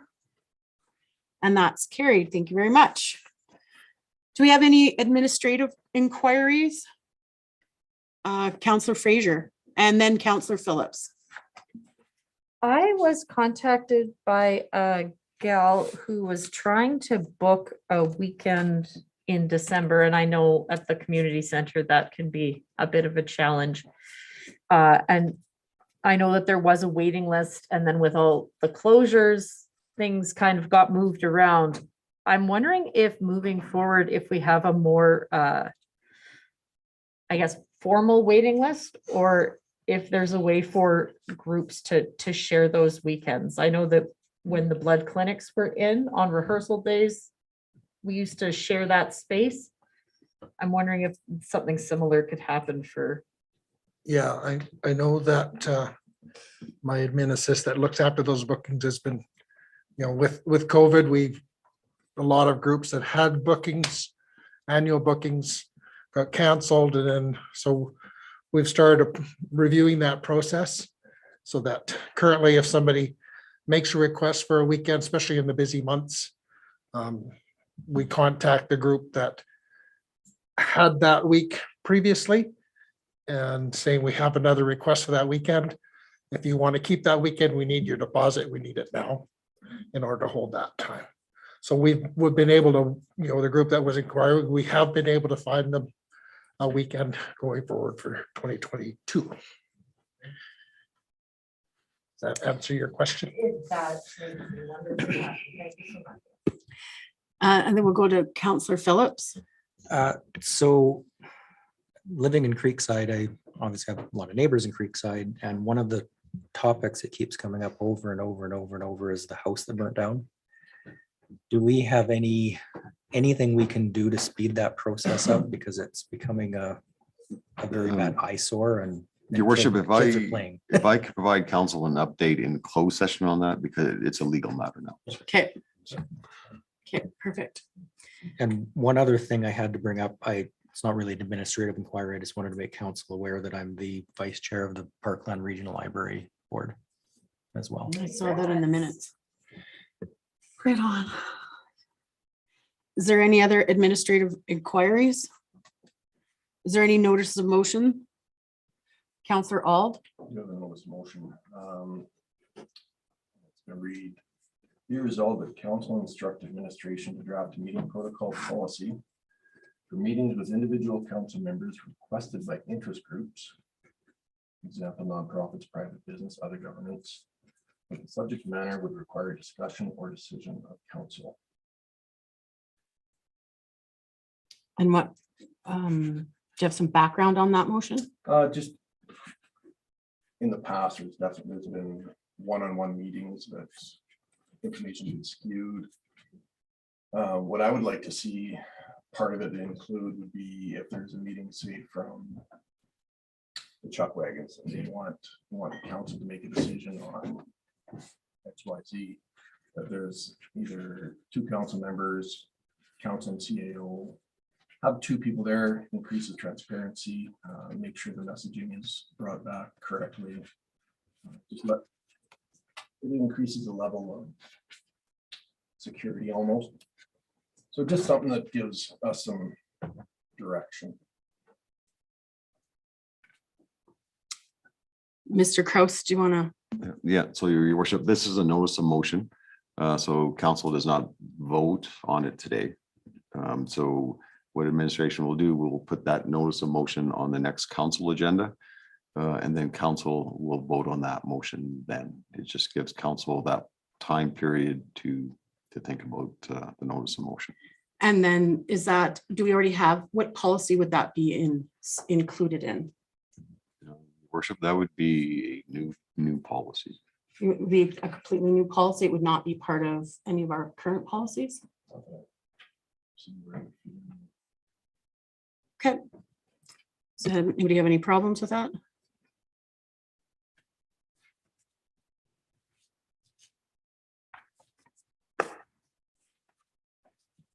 Do I vote on this notice motion, or it's just a notice motion and we can move forward?